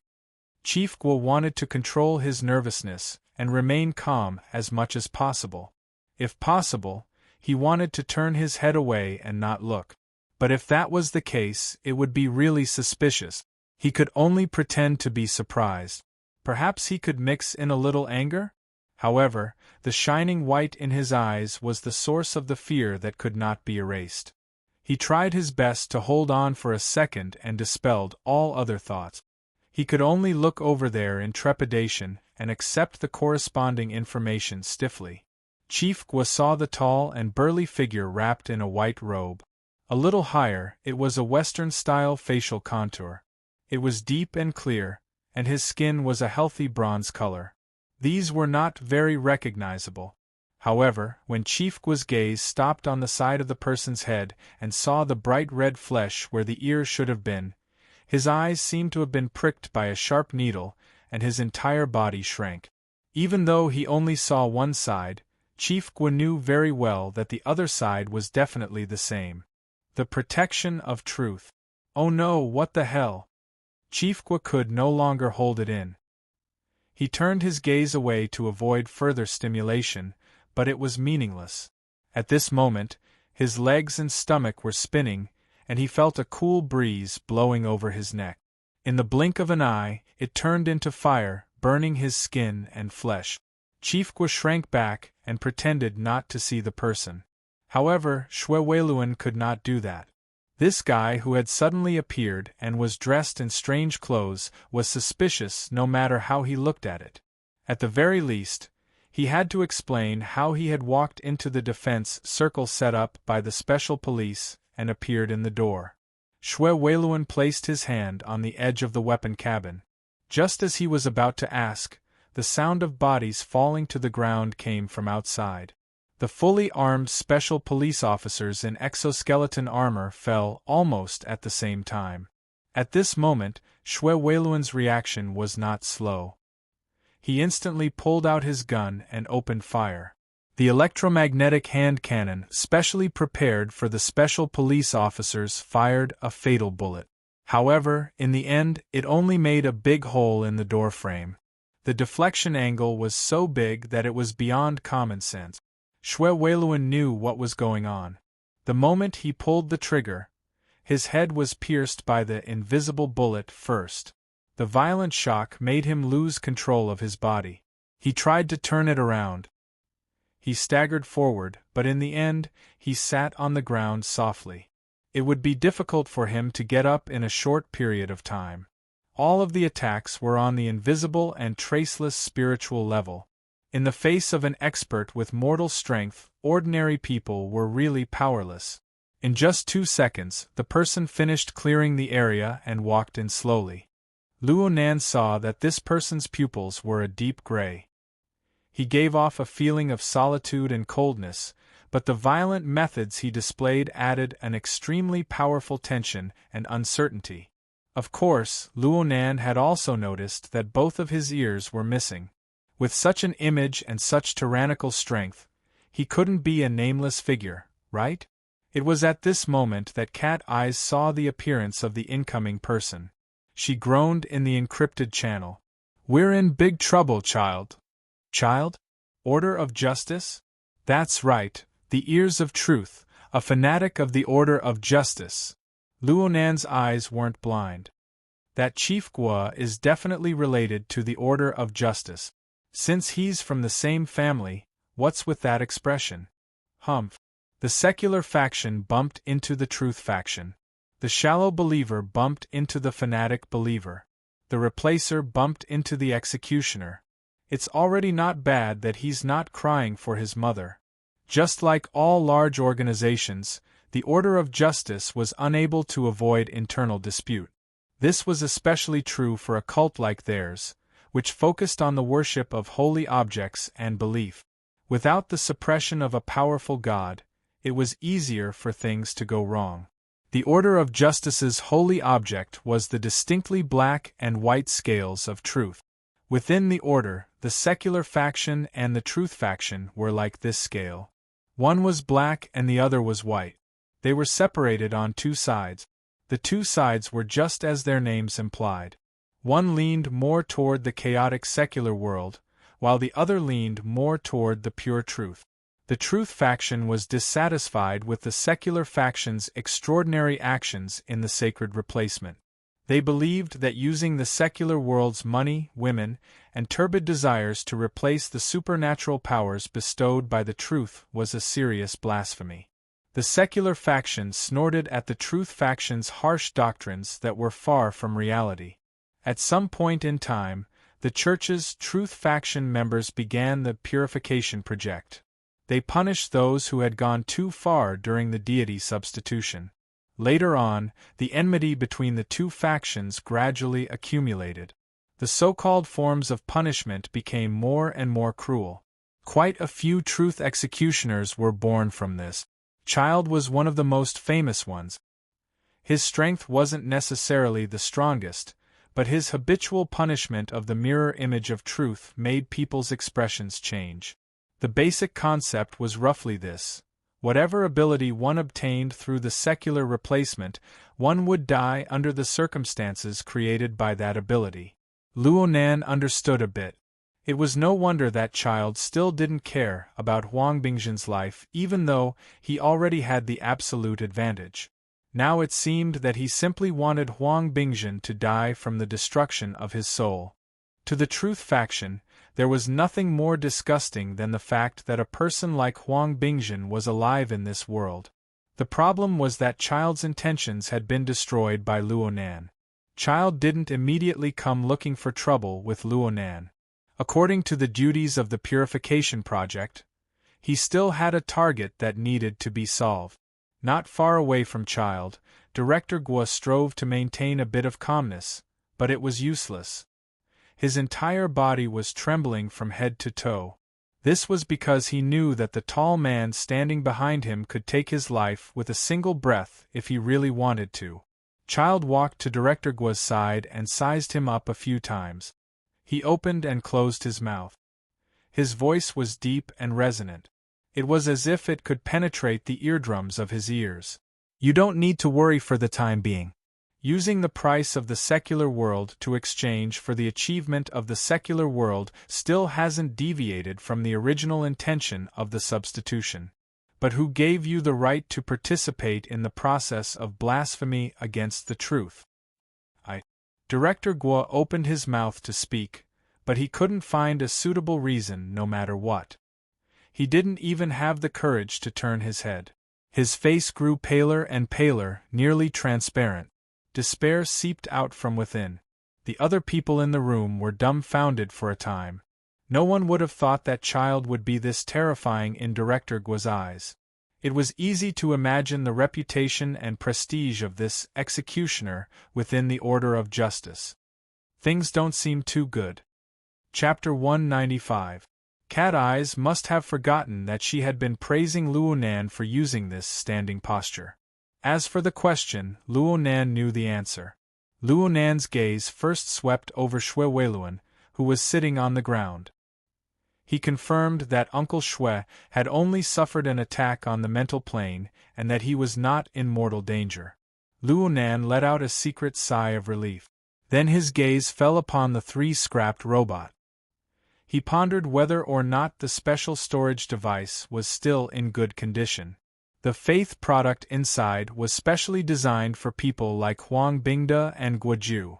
It was also the root cause of tonight's situation. The unconscious Huang Bingzhen was blessed. The conscious Guoju was a complete tragedy. Guoju's body was shaking like a sieve.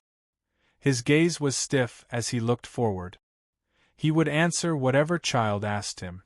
He could not even think about whether he could save his life or not. Child's voice was like a clenched fist, squeezing everything out of his brain. As for what would be left in the end, perhaps only truth would know. Thanks to Guoju, Fairchild's attention was still on the other side.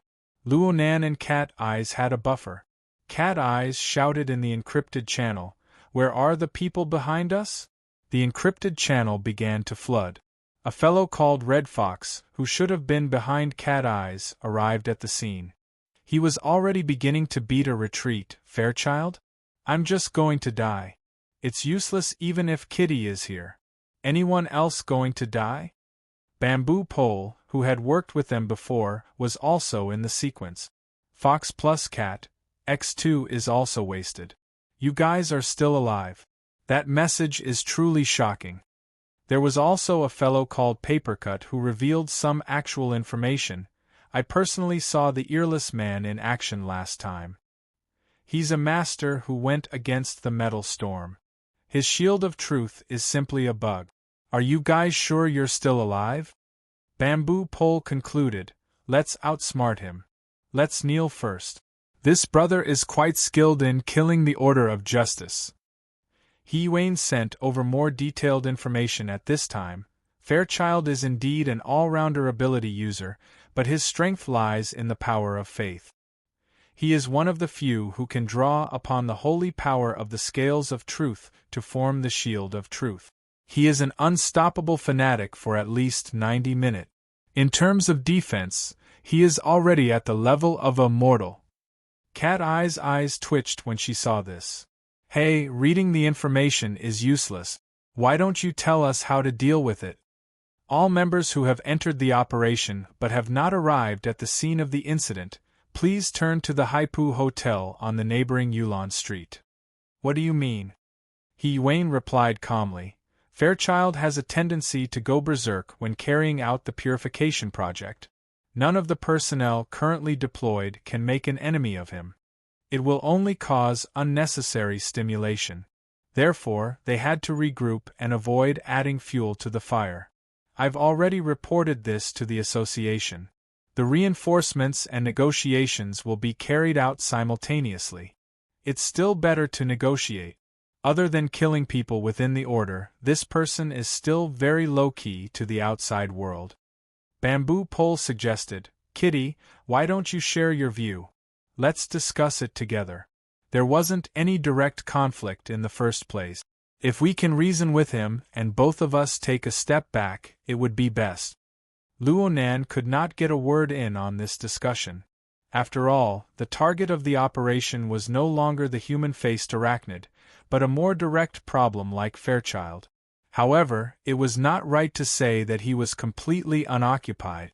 Child had been watching him in a way that was difficult for others to understand. Luonan received it. He had to receive it. Finally, Guoju's calamity was over. Fairchild walked up from behind him, no longer paying attention to him. It was only now that Guoju dared to bend his knees. His entire body fell limply to the ground. He stared blankly at Fairchild's back. His body swayed within the dazzling white light. In the end, his head hit the ground and he fainted. Good news. There's a way. You must hold on. Several messages popped up in the encrypted channel at the same time. Guaju's narrow escape gave the members of the society a glimpse of hope. Today, the killing intent of this Ears of Truth did not seem to be particularly strong. But soon, the few people sharing Cat Eye's view in the channel felt a bit strange. Fairchild's gaze was slightly off in the direction they were facing. It looked very uncomfortable. Kitty, who's he looking at? Mr. Luo, Cat Eyes answered simply. Only then did many people in the channel remember that Luo Nan, the convener of this event, had not spoken for a long time ever since they started spamming the channel. Hey, are you still holding on? Bamboo Pole had cooperated with Luo Nan once before, so he had a rather deep impression of Luo Nan. From Bamboo Pole's perspective, Luo Nan was a specialized psychic. He was also an extremely inexperienced young student. His psychic drawing ability was astonishing, but he did not display any special talent when it came to his ability to deal with affairs. That night, He Wing had planned all of his actions for him. Occasionally, he would reveal his extraordinary talent, but it was Cat Eyes who was courting death. It made sense when one thought about it. A 16-year-old high school student who was trapped in the self-logic of a psychic all year round would not be a genius but a monster if he could coordinate, communicate, and deal with affairs. Bamboo Pole's worries were very practical. Would this half-grown kid be able to hold on when facing one of the most terrifying executioners of the Order of Justice? This did not just require courage. It also required wisdom, experience, cultivation, and even a bit of luck. Luo Nan did not respond. The people in the encrypted channel did not even know if he had noticed this message. Kitty, what's going on with your partner? Yeah, he's under a lot of pressure. Cat Eyes shifted her gaze as she responded. This allowed the people in the encrypted channel to see Luo Nan's appearance next to her. It was just as Cat Eyes had described. Luo Nan's body was clearly a bit stiff. His face was the same. At the very least, it did not appear to be alive. Luo Nan's gaze was fixed straight ahead, meeting with Fairchild's dark gray pupils. Luo Nan's face was expressionless, but Fairchild's body language was alive. It was coordinated from top to bottom, revealing calmness, callousness, and dignity. As for Luo Nan, the muscles of his entire body were stiff. Anyone could see the tension and pressure he was under. Hey! Hurry up and wake up. Relax your breathing. He can't hear us. He's done for. He's completely suppressed. It's already pretty good that he can look him in the eye. How old is he? Fairchild doesn't care about his age. That Huang Bingjin doesn't seem to be much older than Luo Nan. Amidst the chaos, there were people who were baffled. Why is he focusing on Luo Nan? What is Fairchild thinking? Could he have seen that Luo Nan is a psychic? The Order of Justice definitely doesn't lack psychics. They rely on psychics to make a name for themselves. Wave after wave of messages flooded the encrypted channel. Some used text, some used voice, and some simply used telepathy. All sorts of methods were mixed together, turning it into a pot of porridge. But in the next instant, all the chaos froze at the same time. This was because Fairchild's lips opened and closed. His deep and low voice flowed clearly within the room. Chapter 196. What chains? Other than He Wayne in the encrypted channel, everyone else was baffled.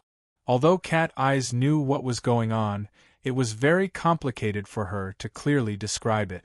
She could only give a simple explanation. It's an application technique of Mr. Luo's on the mental plane. This explanation confused the technique and nature of Luo Nan's ability, but no one could point it out. Fortunately, Fairchild had his own opinions. He was not affected by the encrypted channel. He spoke slowly with a deep and vigorous voice. Looking at your chains is like looking at an airtight prison. Rules, laws, temperance, control. It possesses a pleasantly surprising sense of order. I really like it. This kind of evaluation, this kind of form, made everyone feel very surprised. It was like praise, but it was also like idle chatter. It caused the tense atmosphere to gradually ease up. This was a very good start. The problem was that everyone could see that Luonan was not good at this kind of situation. His reactions were very slow. He actually missed the best opportunity to communicate. He faced Fairchild directly and did not make any response even when Fairchild's voice completely dissipated in the room. He maintained his silence from beginning to end. From the perspective of a group of onlookers, the atmosphere eased up for less than 2 seconds before turning awkward and stiff once more.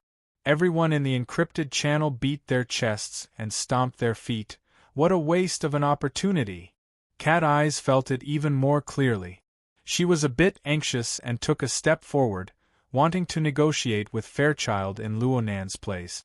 But when she took this step and was halfway in front of Luonan, Cat Eyes suddenly choked up. The words she had prepared were inexplicably unable to come out of her mouth. Her momentum weakened by a third. It was not easy for her to speak, so she unconsciously changed her words. Mr. Fairchild, we believe that all of this is a misunderstanding. We accidentally encountered this filthy secular exchange while we were chasing the human-faced arachnid. We are also trying to stop it. Fairchild remained expressionless. He did not even glance at Cat Eyes. He just replied with a proverb, when truth stands at the forefront, the secular should retreat. Cat Eyes opened her mouth, but she suddenly felt speechless. It was not just because of Fairchild's cold words. More directly, it was because she suddenly discovered that under the awkward and stiff atmosphere, there was something more direct and... This chapter is not finished. Please turn the page. A dangerous undercurrent. The undercurrent surged on the mental plane. Moreover, it was a deep region that Cat Eyes found very difficult to perceive. It was only when Fairchild opened his mouth that a large fluctuation occurred in the mental attack, allowing Cat Eyes to peek at part of the truth. The sound of the heavily chained crow continued to reverberate. It was filled with the smell of danger and danger. This allowed Cat Eyes to confirm that Luonan and Child were engaged in an invisible contest right next to her. And she actually knew nothing about it. Cat Eyes did not know when this contest began or how long it lasted, but at this moment she truly felt that she was an outsider, and a blind one at that. In the encrypted channel, Bamboo Pole noticed a problem. Stand at the front? It seems like Fairchild really does look at Luonan differently. Cat Eyes did not reply. She was still recovering from the scars of the attack. After all, Bamboo Pole did not understand the situation and could only make wild guesses. That won't do. Fairchild has already made his stance clear. If we don't get a response and don't meet his expectations, no one knows what he'll do. How is Mr. Shaman's theoretical research? Between soul studies and philosophy, which one is better? Also, you can't get entangled in techniques when it comes to communication. At Fairchild's level, he can completely distinguish all lies. Just speak normally. Say whatever you want. I'll give it a try. Luonan's sudden response stupefied everyone in the encrypted channel. Actually, Luonan had been paying attention to the information in the encrypted channel all this time. He was very clear about the things that Bamboo Pole, Red Fox, and the others were discussing and worrying about. Luonan and Fairchild were indeed still confronting each other on the mental plane, using this special method to communicate. However, this did not mean that Luonan was satisfied with this. He actually did not feel too good. Due to the continuous use of soul strength, the pressure his body endured was gradually increasing. Soreness, pain, stiffness. His nervous system transmitted all sorts of negative effects to every part of his body. They were fed back one by one, forming a vicious cycle that continued to increase. If a simple verbal exchange could satisfy everything, why would he need to take this unnecessary risk? However, Luonan really did not know what to say. His mind spun round and round, but no matter how he thought, he was unable to find a perfect response. He knew nothing. Please continue to the next page if this chapter is not finished. Tao. How could communication between people be perfect in every aspect? In the end, his fear and suppression had taken the upper hand. Furthermore, he had the goal of stalling for time, so he was limited in every aspect. Bamboo Pole's reminder gave him some direction. What did he want to say the most right now when faced with Fairchild's evaluation? Luonan stared at Fairchild's callous and calm face. A few seconds passed before he took a deep breath and spoke softly. Thank you. Thank you, Mr. Fairchild. We're done for. The channel was filled with sorrowful cries. Luonan had responded immediately after Fairchild spoke, but it was not too bad. Just how long did he need to react to thank Fairchild? The channel was too chaotic. Yuan, who had not spoken for a long time, simply cleared the screen. She did not need to do anything. Luonan had already given up on referring to the contents of the channel. He just said what he wanted to say. This is one of the results of my grandfather's research. I call it my heart's a prison, the prison of a prison, based on the foundation of formatting theory. If there was anything in this world that could cause Luonan to talk endlessly, then it would be his grandfather's achievements. His grandfather's formatting theory. After all, this was the result of his entire 5 years of blood, sweat, and tears. However, Child was not here to listen to his science. After 2 or 3 sentences, he cut to the chase and began a formal conversation. It's very good to have a special structure and function in a wonderful way. But physical training is terrible. Is it because of the lack of a system? This was a criticism of my heart's a prison. Luonan knew that Child was right, but at this moment, he felt that he needed to reciprocate. Mr. Child's mental storm also lacks order. It lacks a sense of rhythm. As soon as he said that, everyone in the encrypted channel went silent. They couldn't even utter a single word. Why did he suddenly become angry? When he finally came back to his senses, the channel was filled with notifications. Steady. Just bear with it for now. They don't have any ill intentions. Don't argue or you'll be at a disadvantage. Unfortunately, Luonan had already completely ignored the opinion of the encrypted channel at this time. He followed the previous words and said, "What's the reason? It's too late. I can only make adjustments." Chapter 198. Luonan thought of Ruiwen the moment he opened his mouth. That night, when Ruiwen broke through the encirclement of the deep blue walkers, her strength had seamlessly switched from the material plane to the mental plane. Luonan would never forget the formation of an absolute explosive force and the incomparable changes in tempo. Luonan had never truly experienced Fairchild's strength, but Ruiwen was above him in terms of tempo coordination. It was precisely because of the lack of a harmonized rhythm that the pressure Fairchild exerted on him during the confrontation on the mental plane was erratic and intermittent. The impact of the mental storm was very difficult to achieve Ruiwen's explosive power. Compared to the Blood Flame Order's elder Emoluan, it was much weaker. But was the difference between Fairchild, Ruiwen, and Emoluan that obvious? Even if he did not compare Ruiwen, why did he feel that the boldness of this Ears of Truth was above that of Emoluan? This was Luonan's doubt. If Luonan used pure words to express himself, he might not be able to express himself clearly when it came to all sorts of backgrounds and secret. But Fairchild only used 2 or 3 sentences. Fairchild's response was even simpler. Reason. He simply repeated a word and then took a step forward. With this one step, the entire luxurious room seemed to tremble. This was not an illusion. The equipment, the furnishings, and the people standing, sitting, kneeling, and lying in the room all trembled slightly. The 3 destroyed robots even let out rattling sound. A dazzling halo of light spread from Fairchild's chest. It instantly enveloped his entire body and illuminated the entire room. Every corner of the room was completely devoid of shadows. Even the finest hair could be seen. It was at this moment that information exploded in the encrypted channel. Ah!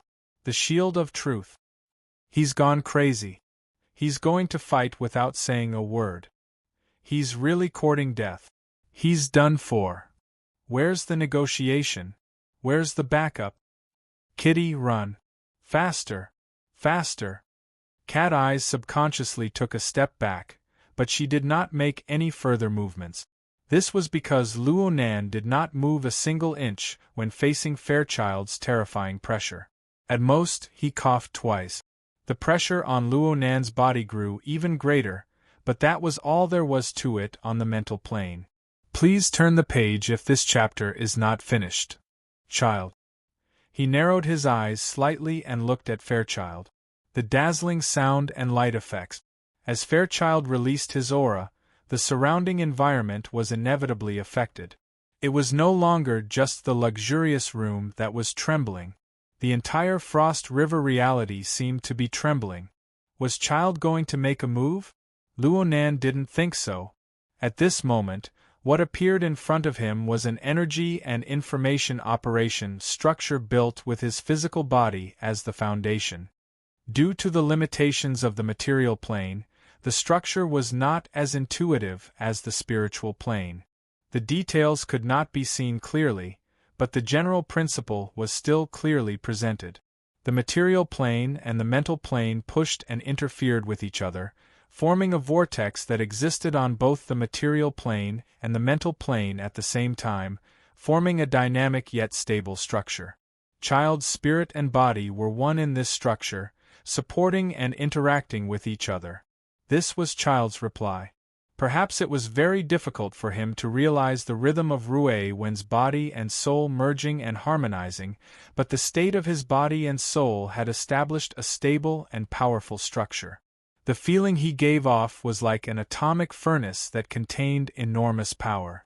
The mental and material interfered with each other inside, colliding intensely.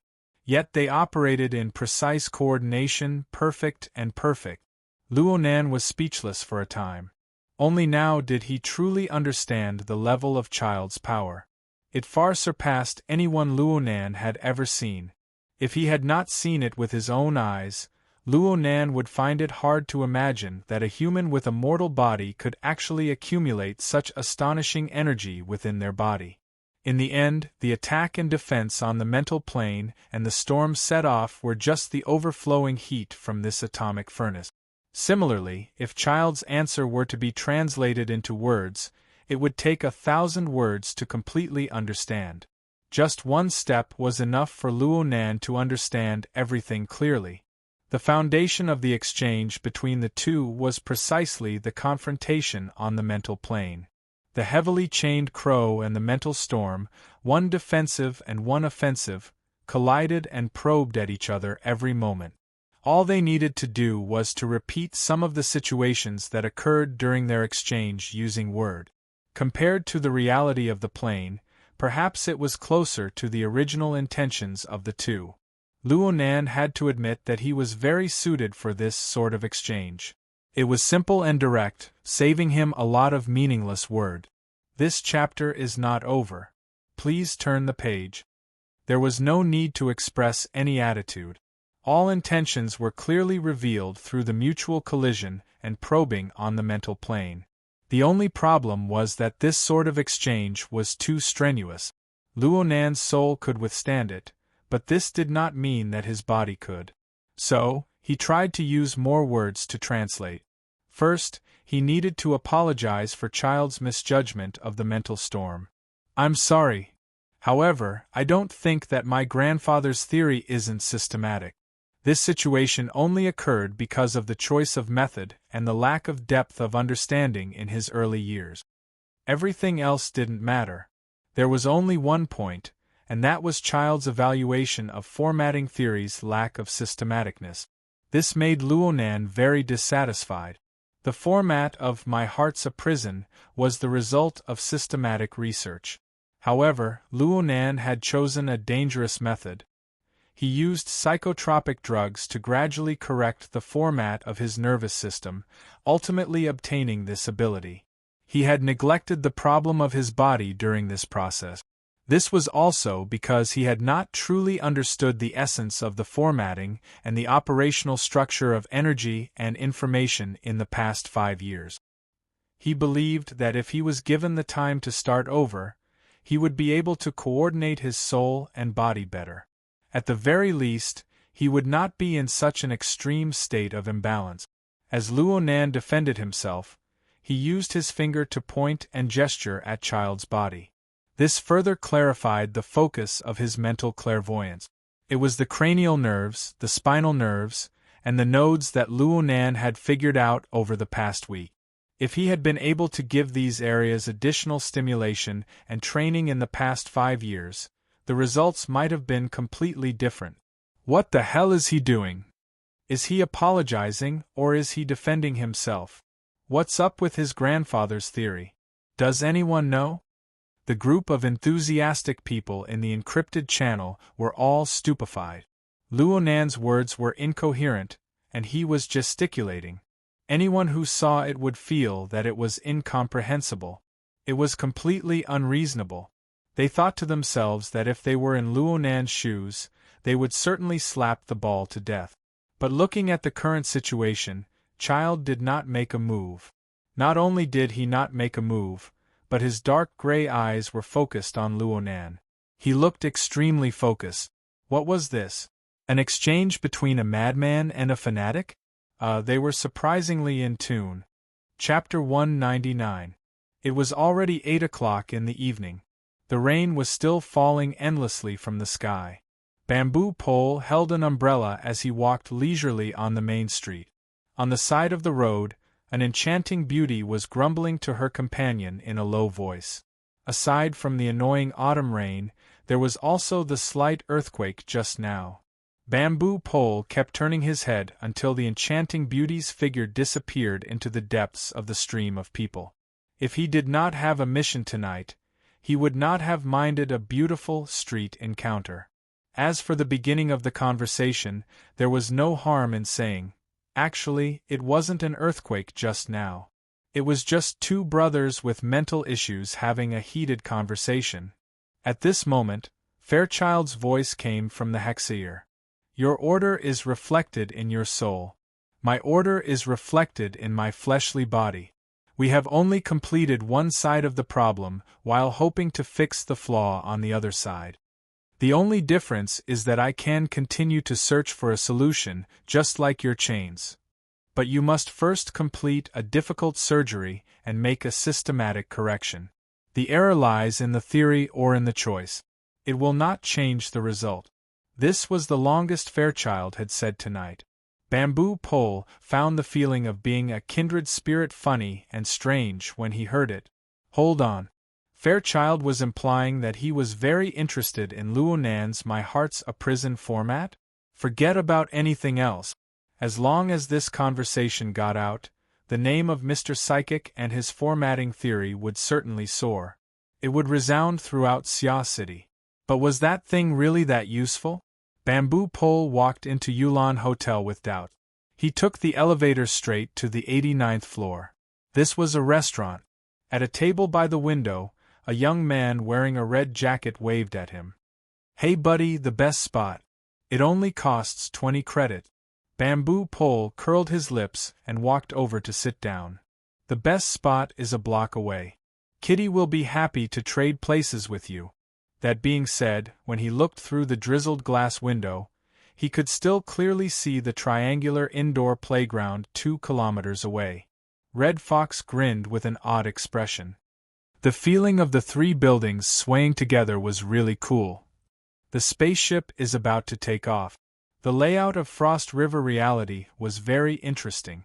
The entire building spanned across 3 independent buildings, each occupying a portion of the floor.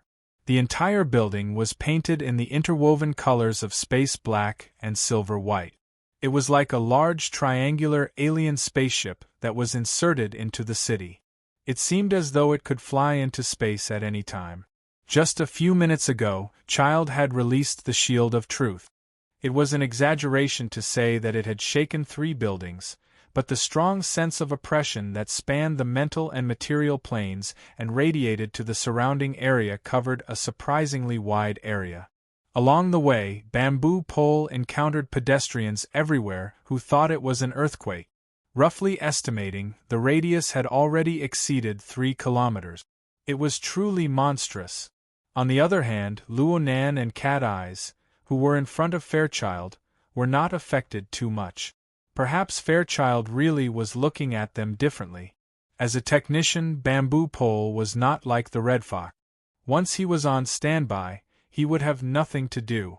The moment he sat down, he took out the foldable flexible screen that never left his side and started working. With a few movements, he connected to the monitoring system of Frost River Reality and the surrounding buildings. Logically speaking, even if he was an expert in information electronics, this would still be very difficult to accomplish. However, the Society always had shares in Frost River Reality. They had quite a bit of relevant authority. Relying on the temporary authority Wayne gave him, it was relatively easy for him to do these things. Hundreds and thousands of monitoring images switched back and forth on the flexible screen.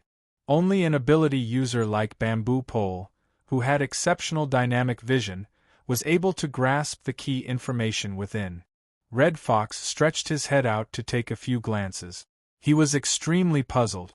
What's the point of doing all this right now? That freak Fairchild has a radius of 3 kilometers. That's a field of control of 30 square kilometers. Right now, we might even be the ones being monitored by him. Bamboo Pole did not even raise his head. He continued to filter through the images with his eyes. It's not that exaggerated. The resonance range of the shield of truth and the field of control are different. A ratio of 10:1 is already quite amazing. After all, it's a kind of cultivation where the body and soul are fused together. How can it be the same as mental senses? Oh, I forgot. You're an expert in the research of secret orders. Red Fox was the first to breathe a sigh of relief. That earthquake just now had really increased the pressure on him. He was feeling much better now. Don't relax too early. Fairchild has never been a high-profile character. Just now, he actually released the Shield of Truth without the slightest scruple to cover 30 square kilometers. He must have another goal. What's his goal? I don't know for now. Oh, there's a way. Hiss, this is troublesome.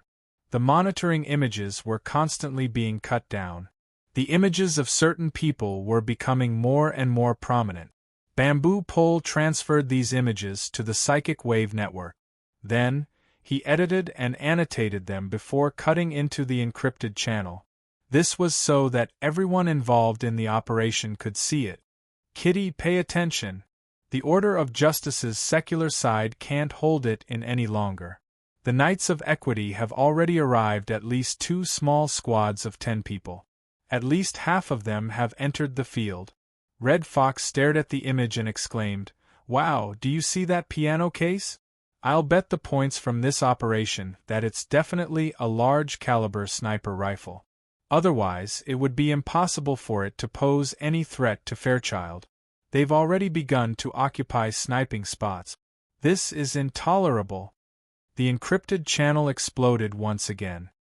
That's odd.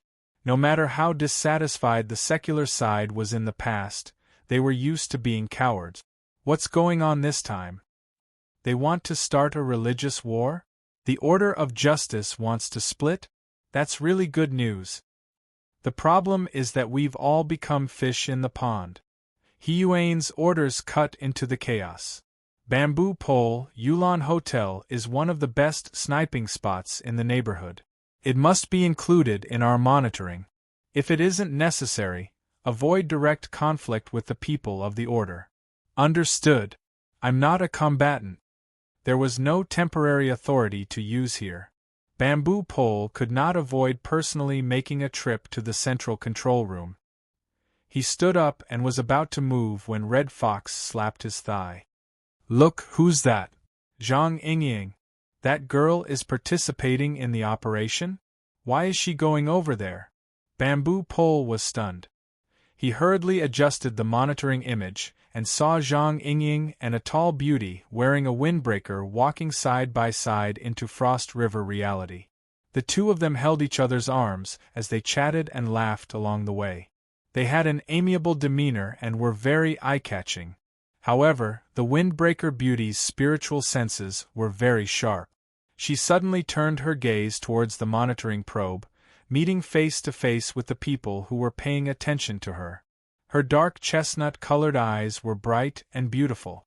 However, her expression, which seemed to be smiling yet not smiling, carried an indescribably deep meaning. Bamboo Pole inexplicably felt that this woman was familiar, but he could not recall where he had seen her before. Before he could finish his thought, Red Fox pushed him. Look! From their angle, they could see the low-altitude flying shuttle stop above the rooftop of Frost River reality. Huane's tall and slender figure descended from the sky behind the blurry curtain of rain. She told us to wait for orders. Chapter 200. The current Frost River reality was a bit different than usual. Around 8 o'clock in the evening was the time when Frost River reality was at its most bustling. At first glance, the reception hall seemed to be packed with people. However, most people were either heading out or hesitating. Fights, earthquakes, police intervention, and several batches of special forces had come. Plus, there were people being sent out to ambulances. No matter how big of a heart the players had, they would still feel apprehensive. The amusement park did not do anything about this. After Xue Weiluan and Yin Li's conversation, the group of managers no longer held any hope for tonight's revenue in the spirit of cooperating with the police. They let the police torment them. This was the scene Zhang Yingying saw when she entered Frost River reality. She could not help but sigh. If that earthquake monster came here, everyone in the reception hall would be dead. A group of ignorant and pathetic people. We knowingly violated it. So what? Bai Xinyan shrugged. It must be a moral model that keeps promises. Doctors have to be responsible for their patients. Zhang Yingying reached out to touch her face. The skin grafting technique of Luoyang City is amazing. It's 10 times thicker, isn't it? Bai Xinyan's eyelids fluttered. She turned to bite Zhang Yingying's fingertip. Zhang Yingying giggled and pulled back. Just as she was about to say something, her eardrums vibrated. A communication came through the hexa-ear. Hey, don't be too wasteful. How do you expect us men to endure this? Bamboo Pole, you peeping Tom. Zhang Yingying ground her teeth. You were the one controlling the camera just now, weren't you?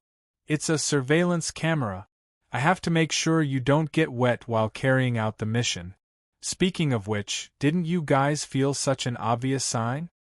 You said earthquake monster? Of course I know. But right now I'm accompanying a guest or picking someone up. White Salt has a patient here. White Salt. Bamboo Pole's voice suddenly rose an octave. Are you sure it's the one in the brown windbreaker next to you?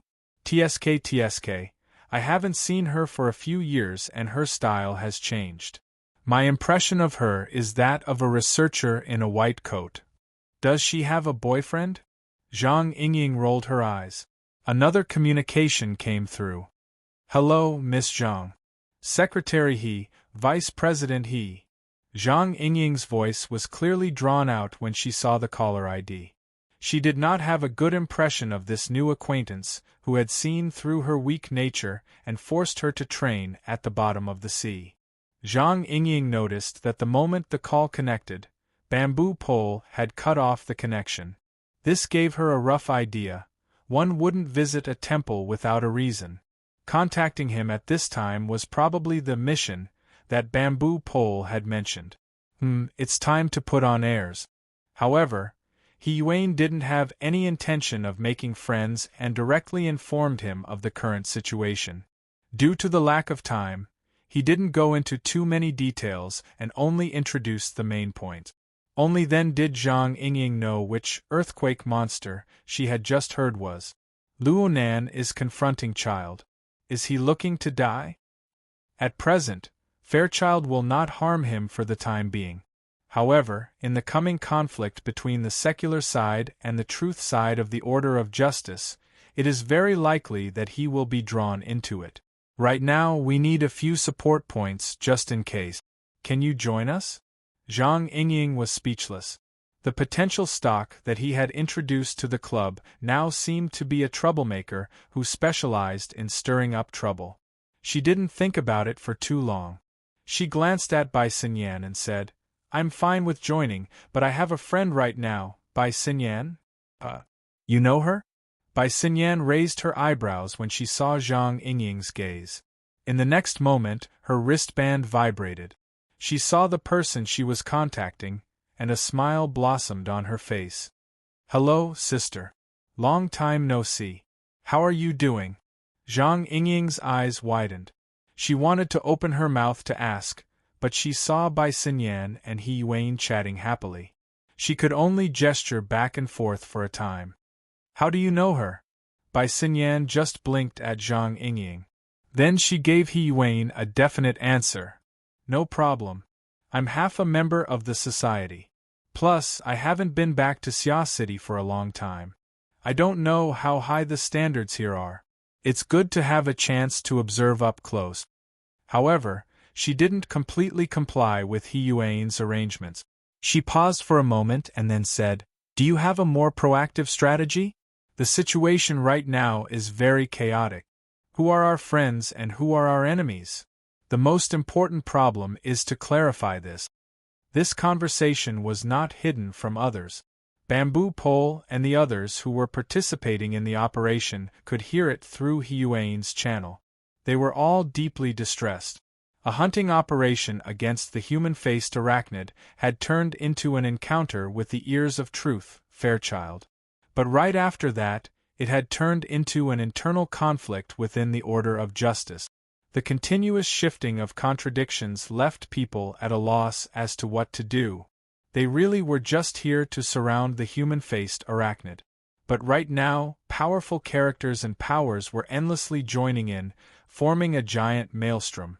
The momentum grew fiercer and fiercer, and it looked as if there was no direction to speak of. These people felt a great deal of pressure even though they were just there to provide support. In reality, there were already people who were beating the drums of retreat. Red Fox's desire to fight had never been too strong. Right now, the order of justice is in a catfight. It's not appropriate for us to get involved, right? Most of the secret order are madmen. If an all-out war between the society and the order is ignited, then who will be responsible?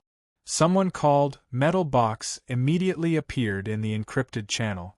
He gave Red Fox's post a thumbs up. He had yet to arrive at Yulon Hotel, but he didn't want to come. The Society's mission briefing still has the human-faced arachnid written on it. Where the hell is the human-faced arachnid? I just saw Fairchild. When the mission ends, how will the points be calculated? This mission is too unreliable. The Wilderness Explorers Society had never been an organization with a powerful binding force. It was very difficult for a group of ability users to truly follow orders and prohibitions. For example, during the operation against the human-faced arachnid last time, Black Beetle and He Yuan had a disagreement and Black Beetle had simply withdrawn. Afterward, Black Beetle was unable to do anything to Black Beetle. What's more, the chaotic and ever-changing direction of the operation gave people an excuse to withdraw. With Red Fox and Metal Box mentioning it, even Bamboo Pole, who had fought together with Luonan, could not help but be moved. What about the others? Zhang Yingying had just entered the encrypted channel when she saw the scene of collapse. She was stupefied for a time. She turned to look at Bai Xinyan. She did not know what to say. Bai Xinyan was smiling as usual. She was not a member of the society. She did not have the hexaear, so she could not see the changes in the encrypted channel. Right now, she was waiting for He Yuan to reply. However, before He Yuan's reply could arrive, a wave of commotion was transmitted from the activity area of Frost River reality. Attack! A terrorist attack! The special police in the luxury room of Area A have been attacked. Dead bodies litter the ground. The transmission of the information was not particularly clear in the beginning. However, at the entrance to Frost River reality, a man and a woman had just met. They were having a difficult conversation with each other. They were especially sensitive to this kind of information. After a moment of shock, the man did not say anything further. He buried his head and charged into the hall. The woman did not manage to pull him back. She cried out involuntarily. Schwelle. Chapter 201. Inside the luxurious private room in Area A, Cat Eyes let out an irritated breath. She forced herself to shift her attention away from the chaos of the encrypted channel. But when her gaze turned to the two people in the private room who were still communicating with hand gestures, she felt that it was much more fun to quarrel in the encrypted channel. The entire situation was stirred into chaos by the whirlwind storm, but there were still some people in the center of the eye of the storm who didn't have the slightest awareness. There was no need to talk about Child. After all, he was one of the most powerful people in Summer City right now. He could be ranked as an extraordinaire. But the other person, what makes you think you can do this? Luonan unconsciously took a step forward in front of Cat Eyes. The distance between him and Child had already closed to within 3 steps. Luonan could practically reach out with his hand. In fact, Luonan really did reach out with his hand. His hand swung out at an angle. It seemed as if his hand had sliced past Child's head. Child's expression didn't change. He had an extremely serious and focused appearance. Luonan retracted his hand and spread it open again. That's waste heat. I agree with this description. Since it's waste heat, how can it be controlled? This is the problem I'm facing. My problem is a dangerous surgery, but it can be done in theory. Your problem is simply a logical error. How can it be done? Cat Eyes couldn't help but rub her forehead. She felt that Luonan and Child's thoughts had already entered a level that others were unable to comprehend, and they were sinking deeper and deeper. Luonan didn't care what other people thought. It was fine as long as he understood and Child understood. Luonan's original intention of using words to replace communication on the mental plane was already left behind without a trace, starting from whether or not formatting theory was systematic or not. He was convinced that this method of communication was indeed the most suitable for him. He and Child revolved around the core of the structure and order of the mental and material planes. They kept going deeper and deeper. The rules of the mental plane, the order of the material plane, the interference and influence between the two, the confusion of form and soul, the change of rhythm, and so on and so forth. Luonan only had a smattering of understanding of many of these things. Perhaps he knew but didn't know why. But no matter what thoughts and questions he threw out, Child was always able to understand and respond. Child used his nearly perfect shield of truth state to give the most direct demonstration. Similarly, the situation Child described was always able to evoke Luonan's inspiration and resonance. He stood on the theoretical basis of formatting theory and combined it with his own practice, as well as Raven and Jack's exquisite and intuitive demonstration that night. In terms of soul configuration, blending of form and soul breathing, he was always able to come up with something that made Child's eyes light up. During this process, Luonan's originally somewhat muddled train of thought gradually cleared up. This was especially true in the domain of the interaction and interference of the mental and material planes. Some specious things were swept clean. Luonan's mind was unprecedentedly clear. In comparison, the physical stress was nothing.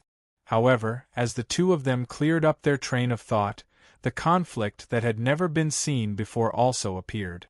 The main source of the conflict was Child. This Ears of Truth saw the wonders of the format of My Heart's a Prison and even soul breathing, and praised the order at the mental level that it brought. But what he hoped to do wasn't just to see clearly. If Child's structure of form and soul could be viewed as an atomic furnace, Then this powerful structural system was mainly established on the material plane as a foundation. Its main area of effect was also on the material plane. What manifested was his powerful body and defensive abilities that transcended the mortal plane. This structural system was powerful and highly orderly, but it was also relatively closed off. The soul and flesh interacted with each other, each occupying their own position. No matter which side it was not easy to leave the circle. Because of this, Child's development on the mental plane was limited while he obtained powerful physical strength. The storm he formed on the mental plane was nothing more than a reuse of the overflowing heat of the atomic furnace. Luonan couldn't be compared to Child, but he could use Raven to make a comparison. Raven's blending of form and soul pursued the seamless transition of multiple planes. She could rapidly jump between different frequencies of the mental and material plane. She possessed inconceivable adaptability, flexibility, and explosive power.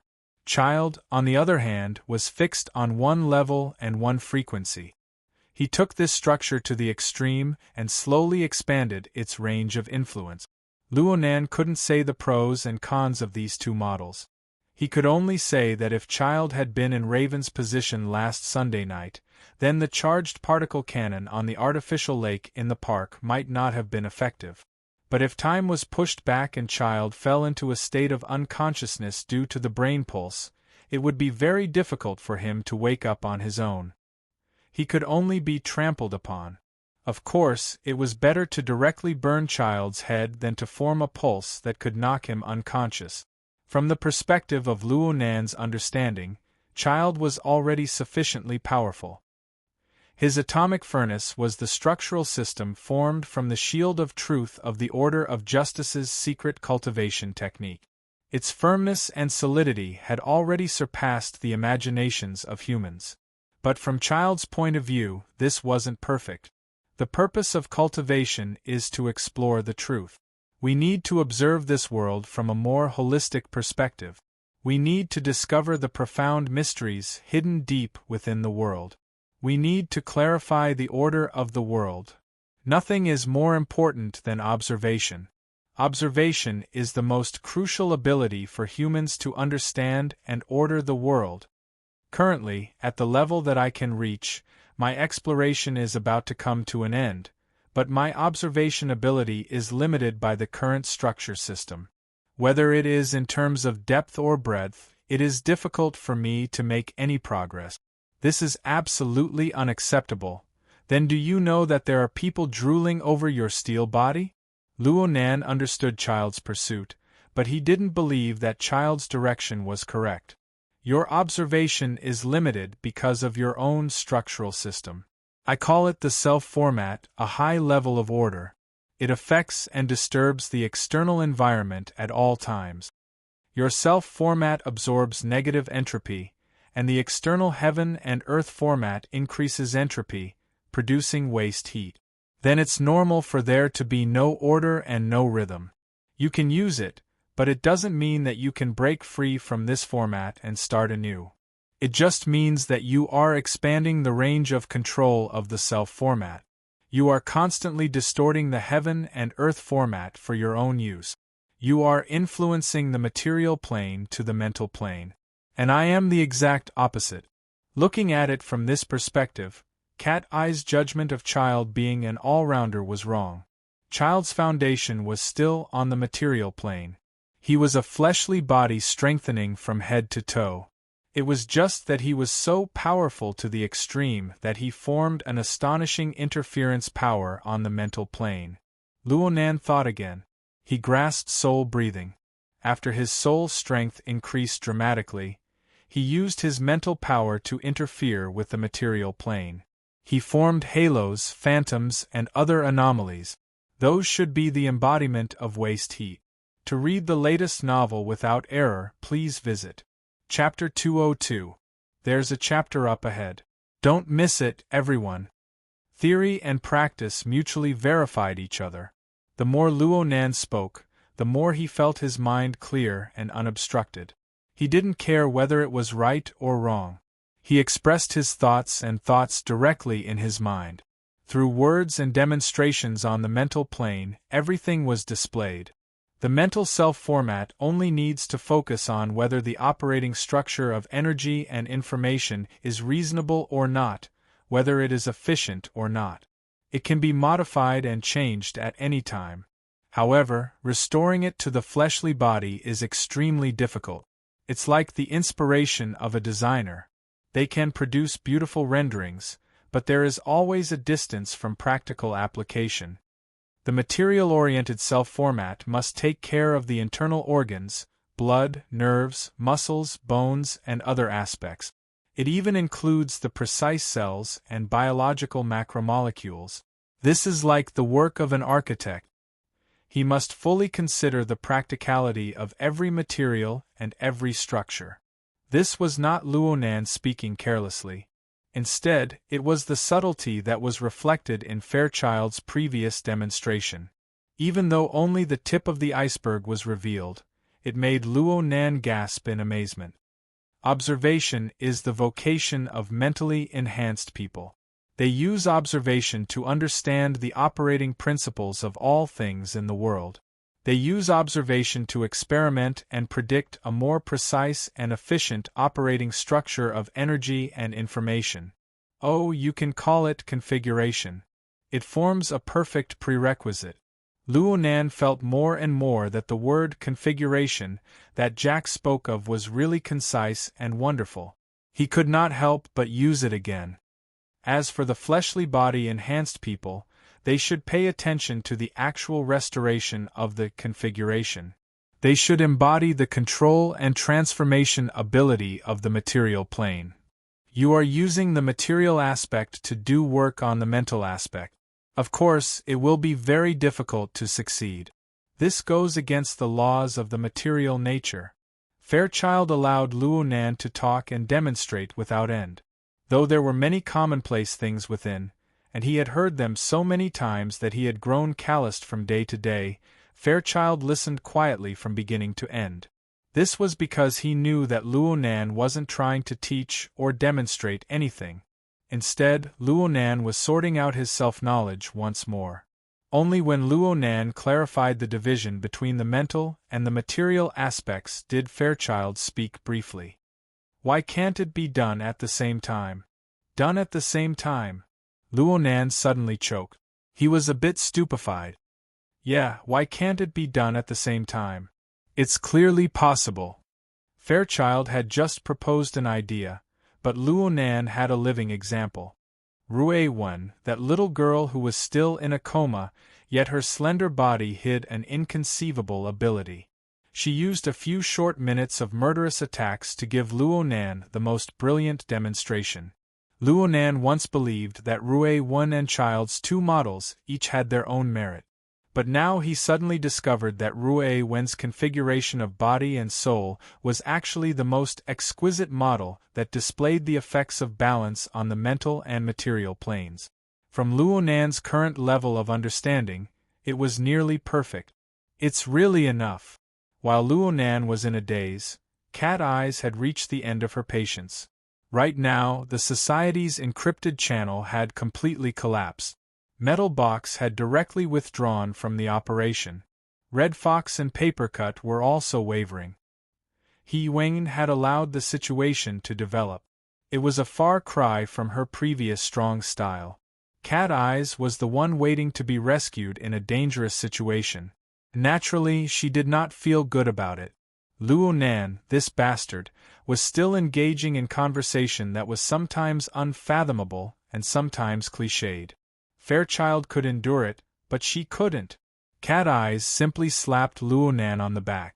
It's like a boiling pot outside. As the slap landed, Luonan's body fell forward. Fortunately, Cat Eyes reacted quickly. She grabbed his shoulder, preventing him from falling to Fairchild's feet. It must be known that Cat Eyes was sharing her perspective. As long as Luonan's situation was within the encrypted channel, there was nothing she could not see. Hiyuan's cold voice cut in. What's going on? Zhang Yingying exclaimed in surprise. Heart Destroyer Palm.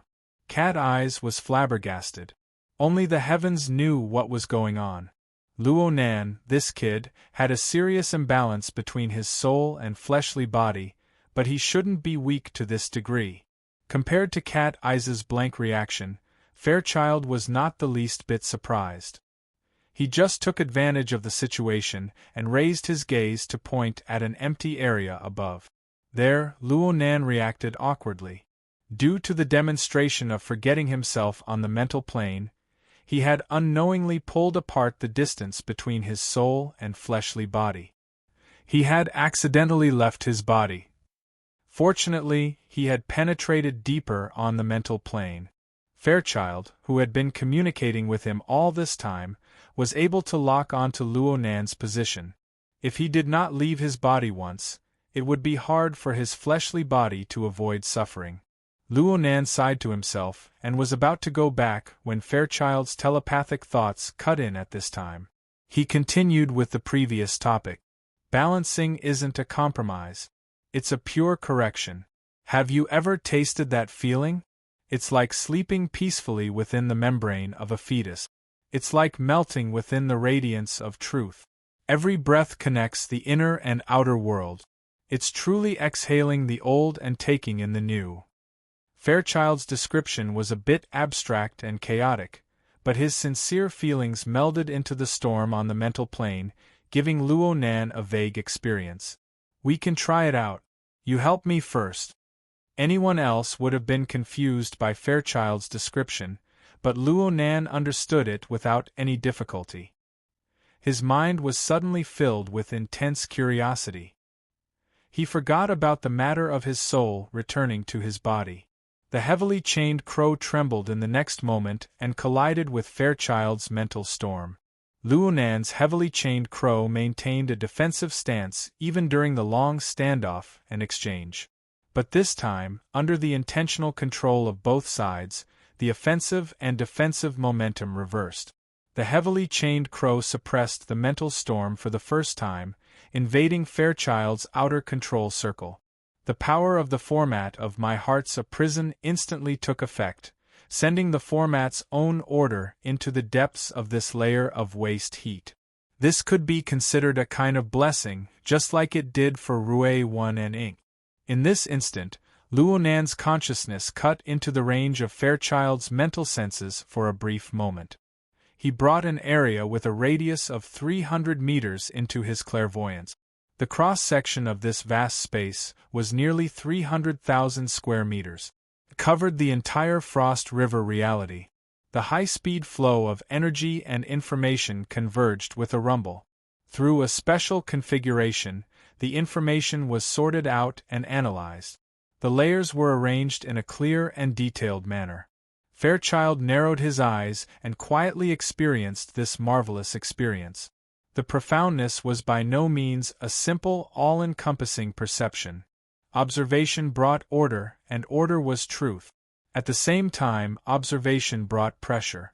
Because Luo Nan had received Fairchild's mental senses and the corresponding information, it was like he had received an enormous chain hammer that spun at high speeds. His entire soul trembled violently.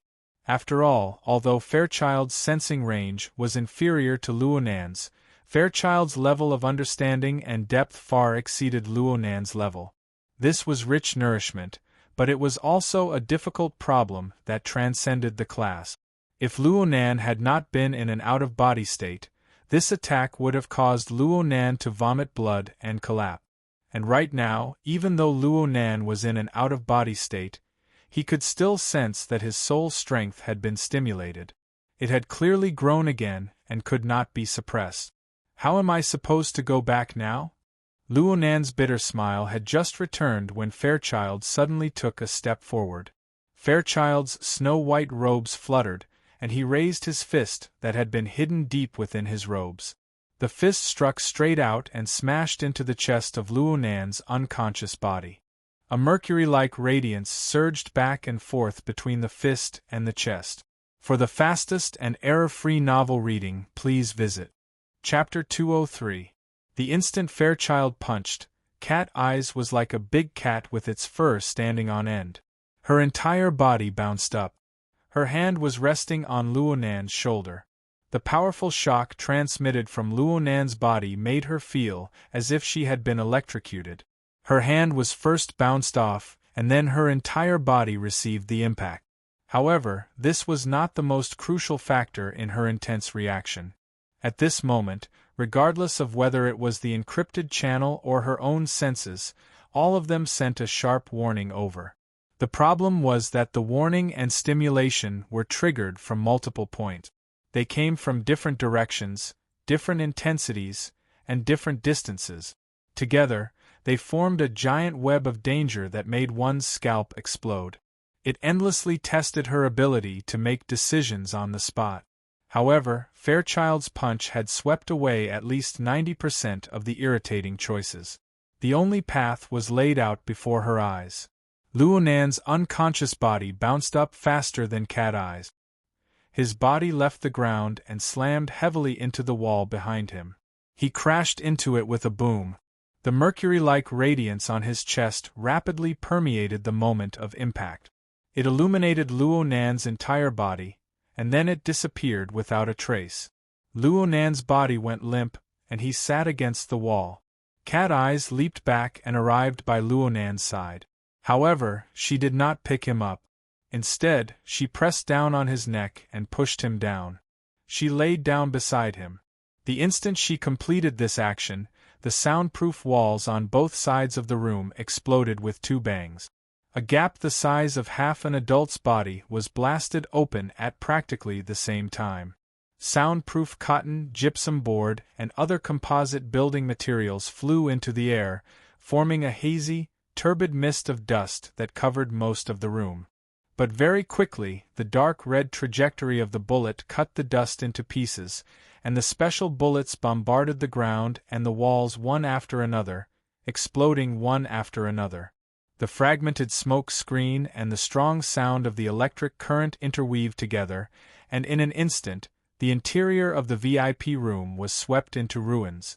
It was easy to imagine that if Luonan was still in his previous position, he would have been turned into a sieve in the blink of an eye. The other person in the high-risk area was Officer Shweweluan. He had been hit by Fairchild's mental storm and was sitting on the ground in a daze. He was doing his best to recover. Now, the rain of bullets descended and shrapnel flew everywhere, covering him within. Fortunately, Shweweluan was wearing the exoskeleton armor. Although he was swept by the wave of attacks, he did not suffer any fatal injuries. Instead, he completely woke up from the stupor of the spiritual shock. Relying on his instincts, he made a few tactical movements in a row and quickly hid in a corner, finally avoiding the frontal attack. The other people in the room were not so lucky. The two police officers who had been pulling Luonan and Cat Eyes had been passers-by and background for a long time. But they instantly collapsed in this wave of attack. It was unknown whether they were dead or alive. Guoju, who was unconscious, was probably the unluckiest one in the first wave of attacks. He was hit directly in the back by a large-caliber sniper bullet. His upper body exploded on the spot, and blood and flesh splattered everywhere. He could not be more dead. The pungent smell of blood and the rapidly surging hostility and killing intent were like an invisible burning flame that invaded Cat Eye's perception. She was forced to constantly change her perception in order to eliminate the interference and capture valuable information. However, the problem was that the other party knew very well that in the face of Fairchild's shield of truth's absolute strength and unparalleled defense, long-range firepower could only be used despite its ineffectiveness. No one would come within 100 meters of it. This made it impossible for her long-range sensing ability to display its full potential. Instead, the target of this concentrated firepower, the ears of truth, Fairchild, simply withdrew his fist after blasting Luonan away. He did not make any special moves, but the radiance around his body was as lustrous as mercury. Thickness could be seen amidst the flowing light. No matter what kind of bullet it was, it lost its kinetic energy before this layer of inconceivable light. The powerful sound and electricity were also blocked outside. This marvelous scene of completely defying the laws of matter caused a chill to seep through the gaps of Cat Eye's teeth. She felt that it was inconceivable. It was precisely because of Fairchild's dazzling performance that he attracted the majority of the firepower. Cat Eyes and Officer Shui were able to catch their breath. Wretched cries, weeping, and groans could be heard endlessly from outside. Even though the majority of the players had left this troublesome place due to the series of unforeseen events, there were still some people who were either enchanted or watching. They did not evacuate in time. The 2 firing points of the Knights of Equity opened up, and the 2 bullet trajectories on both sides of the room became a human domain. Compared to the chaotic and miserable situation outside, the luxurious room was already in shambles. From beginning to end, aside from the initial 170 decibels explosion of the stun grenade, no one else made a sound. Some people did not make it in time. Some people knew that this was completely meaningless. There were also people like Cat Eyes. After taking 2 deep breaths, she poured all of her emotions into the encrypted passageway. You guys just let the Order of Justice calmly set up 2 firing points like this? Bamboo Pole expressed his helplessness. We didn't even know if they were going to make a move before. What were we supposed to do? Plus, who would have thought that the Order of Justice would dare to play this big? This internal strife is simply the tempo of a special warfare. He sighed and continued to report the current situation. Right now, they are still filling in people endlessly. Aside from the interior of Frost River reality, there are also quite a few people who have gone to the top floors of the 3 surrounding buildings. All monitoring over there has been blocked. I don't know what they're up to. I just applied to the Society for the use of satellites or monitoring balloons in the atmosphere, but I'm afraid this won't be enough. Red Fox, who was wavering, had always been by Bamboo Pole's side. Right now, he complimented and grumbled, there are also people from the Order of Justice stationed here. We don't know when they'll come to the central control room to fight for territory. Motherf ***, is this really okay? Where are the negotiators from the Society? He Yuan gave a simple response. The 3 first ablatums of the Order of Justice in Xia City have cut off communications. We can't contact them. Zhang Yingying clicked her tongue. I remember that they are all on the secular side. Just nice. 3 buildings, 1 per floor. Suddenly, a strange silence appeared in the encrypted channel. A full 2 seconds passed before Zhang Yingying whistled. The people of the Secret Order really are all lunatic. Now we don't have to pick a side, right? He Yuan skipped over this topic. Confirm Mr. Luo's status. He's not dead yet. Cat Eyes responded snappily. She turned her head to sweep a few glances at Luonan's face. She added, his eyelids are trembling. If he's not pretending to be asleep, then he's carrying out shallow consciousness activities. Perhaps he's trying to comprehend the iron fist of love? Damn it. Don't make me guess. Cat Eye's answer represented the opinions of practically everyone in the encrypted channel. Although they were all surprised by Fairchild's fist, no one expressed any concern for Luonan's safety. This was probably the power of a lunatic and a fanatic. Common sense could not be used to judge this type of communication. One could not make wild speculations, lest one be infected. At this time, Cat Eye's eyebrows jumped. She keenly sensed the changes in the outside world. The attack has stopped. Did you guys make a move? We didn't. Zhang Yingying expressed her innocence. Chapter 204. That kid's surname seems to be Shui. He might be a disciple of some martial arts master. He's very courageous. Zhang Yingying had a deep impression of the young man who made up for her mistake. Bamboo Pole expressed his agreement, but he quickly added, but he was too rash. He doesn't have much combat experience, and now he can't even lift his head against firearms. Yingying, go provide support. He Yuan directly ordered. Zhang Yingying shrugged. Sorry, I'm not that familiar with you. He Yuan acted as if she didn't hear this and continued to give orders. After destroying the firepower point, advance counterclockwise and eliminate all enemy personnel with firearms. Don't pay attention to pure ability users. Bamboo pole will cooperate with you. Hey! He Yuan didn't pay any more attention to her. She continued to issue orders one after the other. Bamboo pole, first set up a special communication line for White Salt. Then, identify all the firearms personnel and try to save the video. Bamboo pole understood He Yuan's meaning. That's a good idea.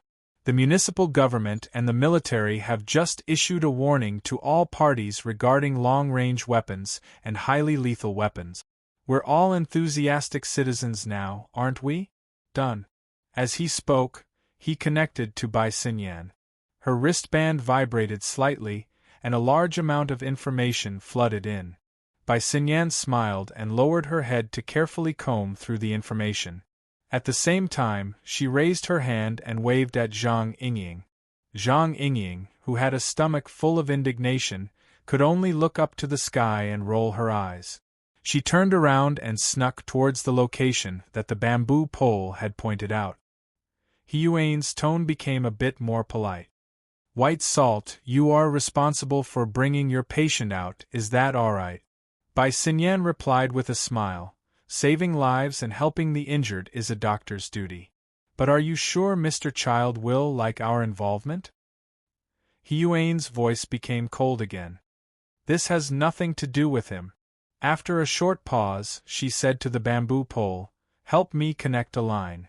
Following the muted firing of 2 long-range firepower points, many of the Knights of Equity's follow-up steps were forcibly cut off.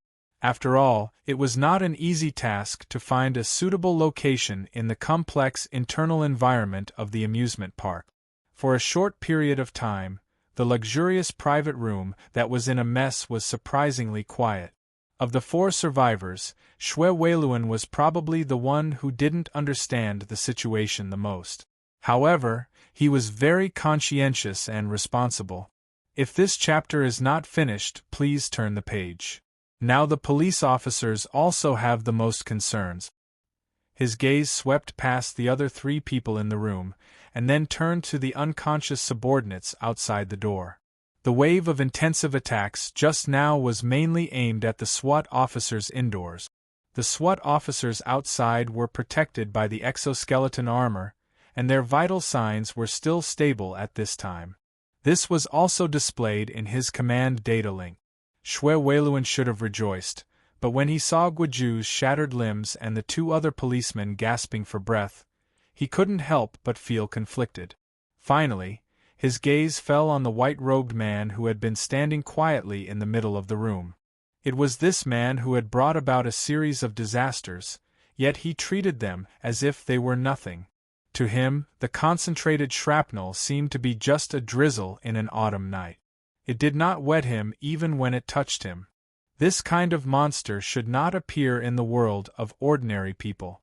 The enormous pressure that followed closely with it would follow the slope created by the higher and lower levels and crush the weak and confused people like a torrent, causing terrible damage.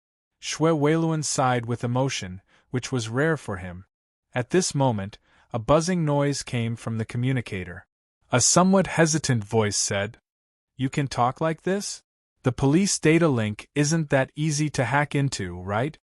Even though the distance was a little far and the voice was too faint, how could Xue Weiluan not hear it? His heart tightened. "Leister, is that you? Dad, are you really okay? I'm with Nanster's friend now. Everything is fine." On the other side, Xue Lei tried his best to make his voice sound more relaxed. The problem was that no one knew a son better than his father. Xue Weiluan could tell from his son's slight breathing that something was wrong. What's more, the dog's tail, reporting that I'm safe, was a clear loophole right in front of him. Xue Weiluan's mind spun and his hair stood up in anger. "You're here? Just based on your mediocre skills? I shouldn't have sent you to the dojo in the first place. Do you know what kind of place this is?" In a moment of desperation, Xue Weiluan couldn't care less about anything else. His roar rushed out of his visor and echoed in the ruined private room. Despite being separated by several hundred meters, Shuelei was still harshly lectured by his father. Shuelei could only shrink back for a time. Zhang Yingying giggled happily to the side. No matter who was unlucky, she was always able to find some fun. Shuelei, did you hear that? Get the hell out of here right now. Shue, this chapter is not finished. Please turn the page. Shueluan's roar swept through the damaged room with air leaking in all directions. There wasn't even a single echo. But Luonan, who was pressed to the ground by cat eyes, opened his eyes after his eyelids trembled twice. Oh, Leicester came in? You're awake? Cat Eyes was a bit surprised. I thought you were going to pretend to be unconscious until things were over. Pretending to be unconscious was naturally an insult. Luonan just laughed at this, but he soon discovered that he was lying shoulder to shoulder with Cat Eyes. They were too close to each other. The two could even hear each other's breath. It was a bit awkward. Luonan flipped over and sat up. This single movement caused the bones and muscles of his entire body to emit fine sound. His body froze, but he soon relaxed. He twisted his neck, and the expression on his face was rather subtle. Cat Eyes was still lying on the ground. She said with a frown, "Hey, aren't you afraid of getting shot in the head? Didn't they all get cleaned up? The remaining long-range firepower points are all retreating outside." Cat Eyes felt that the two's current posture was far too awkward. She saw that Luonan spoke with certainty, and thought for a moment. She simply sprung up and glared at him with cold eyes. "How do you know?" "I'm fine," Luonan responded slowly. His gaze never left Shui Weiluan, who was on the other side. Shui Weiluan was already hopping mad. This Uncle Shui was such a calm and resolute person. He would act the same way when his own child was in trouble. This sort of interaction was indeed very interesting. "You're really free." Cat Eyes' brows furrowed even tighter. Luonan gave off a slightly different feeling after waking up. It was as if his crazy attribute had been strengthened once more. He could sink into a zone of thought that others could not understand at any time and place. The problem was that even if he was crazy, others might not be a fanatic. As soon as Cat Eyes had this thought, the fanatic, yes, Fairchild, who had been standing quietly all this time, moved. He turned his body and took 2 steps, immediately attracting everyone's gazes. Even Shui Weiluan temporarily stopped reprimanding his own son to pay close attention. Blocking in front of Fairchild were the 3 multifunctional robots that Fairchild had kicked to a halt not too long ago. Right now, they had already been baptized by the special bullets in front of them. They were completely scrap. Even the system's self-checks had been suspended. Today is still 2 updates. The holidays are finally here. I won't say anything to avoid ruining my character. See you all tomorrow. Chapter 205. Fairchild stood in front of the 3 piles of scrap metal.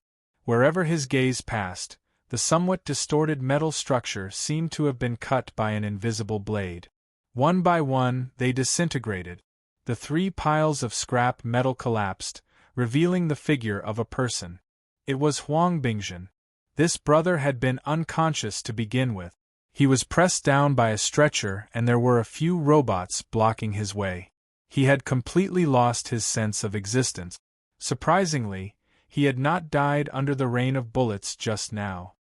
He had only been injured by the shrapnel. Now he woke up from the pain and began to moan for help. Fairchild extended his hand. Of course, this had nothing to do with Huang Bingzhen. In the next moment, a palm-sized metal box silently bounced up from the pile of metal parts and fell into his hand. Is this the storage of the human-faced arachnid? Cat Eyes swept her gaze over the metal box. It was hard for her to match it with the image of the human-faced arachnid. When that damned Guoju had confessed, he had explained the cause and effect of the matter in great detail. With Cat Eyes' long-range perception, she naturally would not have missed it. Inside the metal box was the core object that had triggered this incident. It was the raw materials for the creation of the human-faced arachnid and the corresponding key information. As long as she had this metal box and used a special method to restore it, a human-faced arachnid could jump out at any moment. Even though it was just a model, it could be said to be a fake. It possessed extraordinary power and functions. The reason why the previous performance had been like a farce was mainly because the driver, Huang Bingjin, who was moaning and wailing on the ground, was far too clumsy. Fairchild quietly sized up the metal box. He was extremely serious and focused. Because of this, everyone present unconsciously held their breaths and focused their minds. They were afraid that they would alarm this person and cause some sort of trouble. It was at this moment that a voice suddenly rang out, "Fairchild, do you not feel even the slightest bit of regret when faced with this masterpiece?" Everyone else in the room was fiercely shocked. Cat Eyes felt a chill run down her back. The voice had come too strangely. It had appeared out of nowhere in this messy room. It was weak and sharp, like the hissing of a snake when it flicked its tongue. She had not sensed such a special voice at all. It had clearly rung in her ears, but she could not grasp any clues. The so-called long-range perception had become a mere decoration. In the encrypted channel, this chapter has yet to end. Please continue. Yuin uploaded a message. Secret bound first ablatum, words of Christ. At this moment, anyone in the channel who had some understanding of the Order of Justice's organizational structure was trembling in fear. The Order of Justice was a world-class secret order. Moreover, they regarded fair exchange as their core doctrine. When it came to oaths, they placed unimaginable importance on them. This was especially true for the secular side. Many of their core secrets and profundities were maintained by strict and cruel oaths. From the lowest to the highest, the overt oath, the secret pact, and the heart illumination were the witnesses, executors, and punishers of the oaths. They were also the axis of power in the entire Church's system. Although the secret-bound first ablatum was only in the middle of the first ablatum rank, within the Order of Justice, the status of a priest was one level higher than that of the other members of the Order of Justice. Even a worldwide secret order like the Order of Justice only had a little over 100 members. On average, each large metropolitan area would only have 1 or 2 members. Therefore, every single one of them had the power to oversee an area. They had the power to take charge of an area by themselves. In terms of political status, the society needed to bring out the leader of the Xia City branch, Ouyangchen. Only then would they be equal. But upon careful thought, it was not strange. This sudden chaos was a contest of power between the upper echelons of the Order of Justice. Fairchild, the Ears of Truth, was an illustrious powerhouse even on the world level. He was infinitely close to the domain of extraordinary. From the looks of it, the extravagance of Frost River reality really did not amount to much. It was just that the innocent citizens lying in pools of blood and the insignificant ability users like them had to suffer. Damn it! That's enough. Red Fox could not help but complain in the encrypted channel. This is no longer a problem of a city gate catching fire. This is simply a fight between gods. Normally, they can't even hide, but they actually ran into us with their eyes wide open. For the time being, no one replied to him because Fairchild responded, "No matter how exquisite a work is, it is nothing more than a toy to satisfy the selfish desires of a blasphemer. I don't see how it has the qualifications to be called a masterpiece." The secret-bound first ablatum used the secret technique of words of Christ and laughed in a low voice. As for where he was, no one knew. "Oh, Fairchild, I must. This chapter is not finished. Please turn the page. Let me remind you this time. Your logic can be perfectly replaced by the scales of truth. Are you saying that the sacred object that can bear the weight of the Order's sacrificial vessel is nothing more than a big toy to satisfy the desires of the believers?" Fairchild's expression did not change. This was not the first time such a debate had occurred. He knew very well that using words to refute Anwang was meaningless. Unwilling, you only need to understand one thing. This thing will not return to your hands.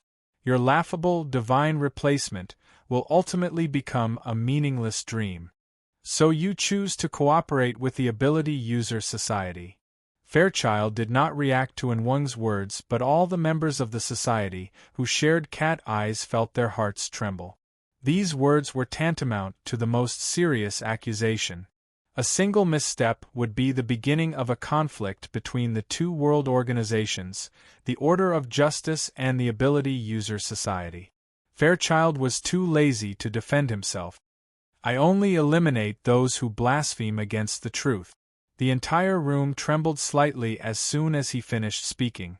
The mercury-like radiance around Fairchild's body rippled and tore apart all channels of information flow. The words of Crite was also blocked outside. Fairchild immediately dropped his arm. The snow-white sleeve of his robe covered the metal box. No one knew what he would do next. However, the encrypted channel was in an uproar because of this series of words. Red Fox was the most excited. He let out a blood-curdling scream. We've really been tricked this time. Fairchild is pushing the boat with the current. He's using it too ruthlessly. Eliminate your sister. Cooperation your sister. Can't you just make things clear? Zhang Yingying had entered the channel a little late, and she had not looked at the historical information in detail. She was completely confused, and had the mentality of watching a good show. That metal box is really crucial. I'm afraid there will be a bloodbath over it. The human-faced arachnid is hidden in this box. That Guoju came specifically to retrieve it. But I heard him say something about downloading it? Bamboo Pole, a technician, was more concerned about technical issues. He asked Cat Eyes, "What did that Guoju say earlier?" Cat Eyes shared her perspective with her companion. She happened to be in the middle of Fairchild and Guoju's conversation. Most people in the encrypted channel did not receive the complete message. It was inevitable that they were confused at this time. Chapter 206. Cat Eyes felt a headache coming on. This involved some complicated theories, and Guoju himself was muddle-headed. Naturally, some parts of his explanation were very vague. There were many parts that she did not understand. She could only speak in a simple manner. I heard that this is the most successful experiment of the secular side's human-faced arachnid. If they continue to research it, their final goal will be to mass-produce it? Am I right? Hey, I'm asking you a question. Cat Eyes jabbed Luonan. Luonan was a bit surprised. You're asking me? Who else would I ask? This is a serious matter that Fairchild needs to handle. You chatted so happily with him. Did you ask him clearly? There's no value in discussing this. Luonan shook his head honestly. His conversation with Fairchild mainly concerned the mutual interference between the mental and material planes. As for the human-faced arachnid exoskeleton armor, it was a simple structure on the mental plane. It was also a simplified version. It could not even be considered a soul configuration. How could there be any discussion? Cat Eyes could not help but roll her eyes. It turned out that this person had not come out of his mental state. Red Fox, who had been highly nervous and had long since been resentful, could not help but let out dozens of clicking sounds in the encrypted channel. In the end, he chuckled coldly. Mr. Luo, young Master Luo, are you saying that our group of people took the risk of falling out with the Order of Justice and came here to support you just for this thing that has no value in discussing? Great. You really are great. Then we won't serve you anymore, okay? Red Fox swung his hand and walked away. Bamboo Pole saw that the situation was not right. He grabbed Red Fox and said, "Hold on. Don't be angry." Luonan didn't make it clear. The topic of discussion between him and Fairchild is a bit more abstract. It might not be related to this matter. So you know about abstract? That's why we accompanied him here and there? I've said it before. The goal of today's operation was unclear from the beginning. The responsibility was unclear. We rushed over here based on the guidance of a mental patient. We didn't see the human-faced arachnid, but we bumped into the infighting of the Order of Justice. In the end, the main character didn't even make a move. We shamelessly went up and spent a lot of effort to clean up the mess. The henchmen of the Order of Justice, the vanguard of the conflict. Does this name sound good? Red Fox was furious. If he had not been involved in this matter, he would have treated Luonan and Fairchild's exchange as a joke and laughed it off. But now, he and Bamboo Pole were in Yulon Hotel's central control room. They had already been exposed. If this chapter is not finished, please turn the page. The Knights of Peace would come over sooner or later. Conflict was inevitable. It would have been fine if Luonan had been able to clearly sort out the cause and effect of the matter at this time.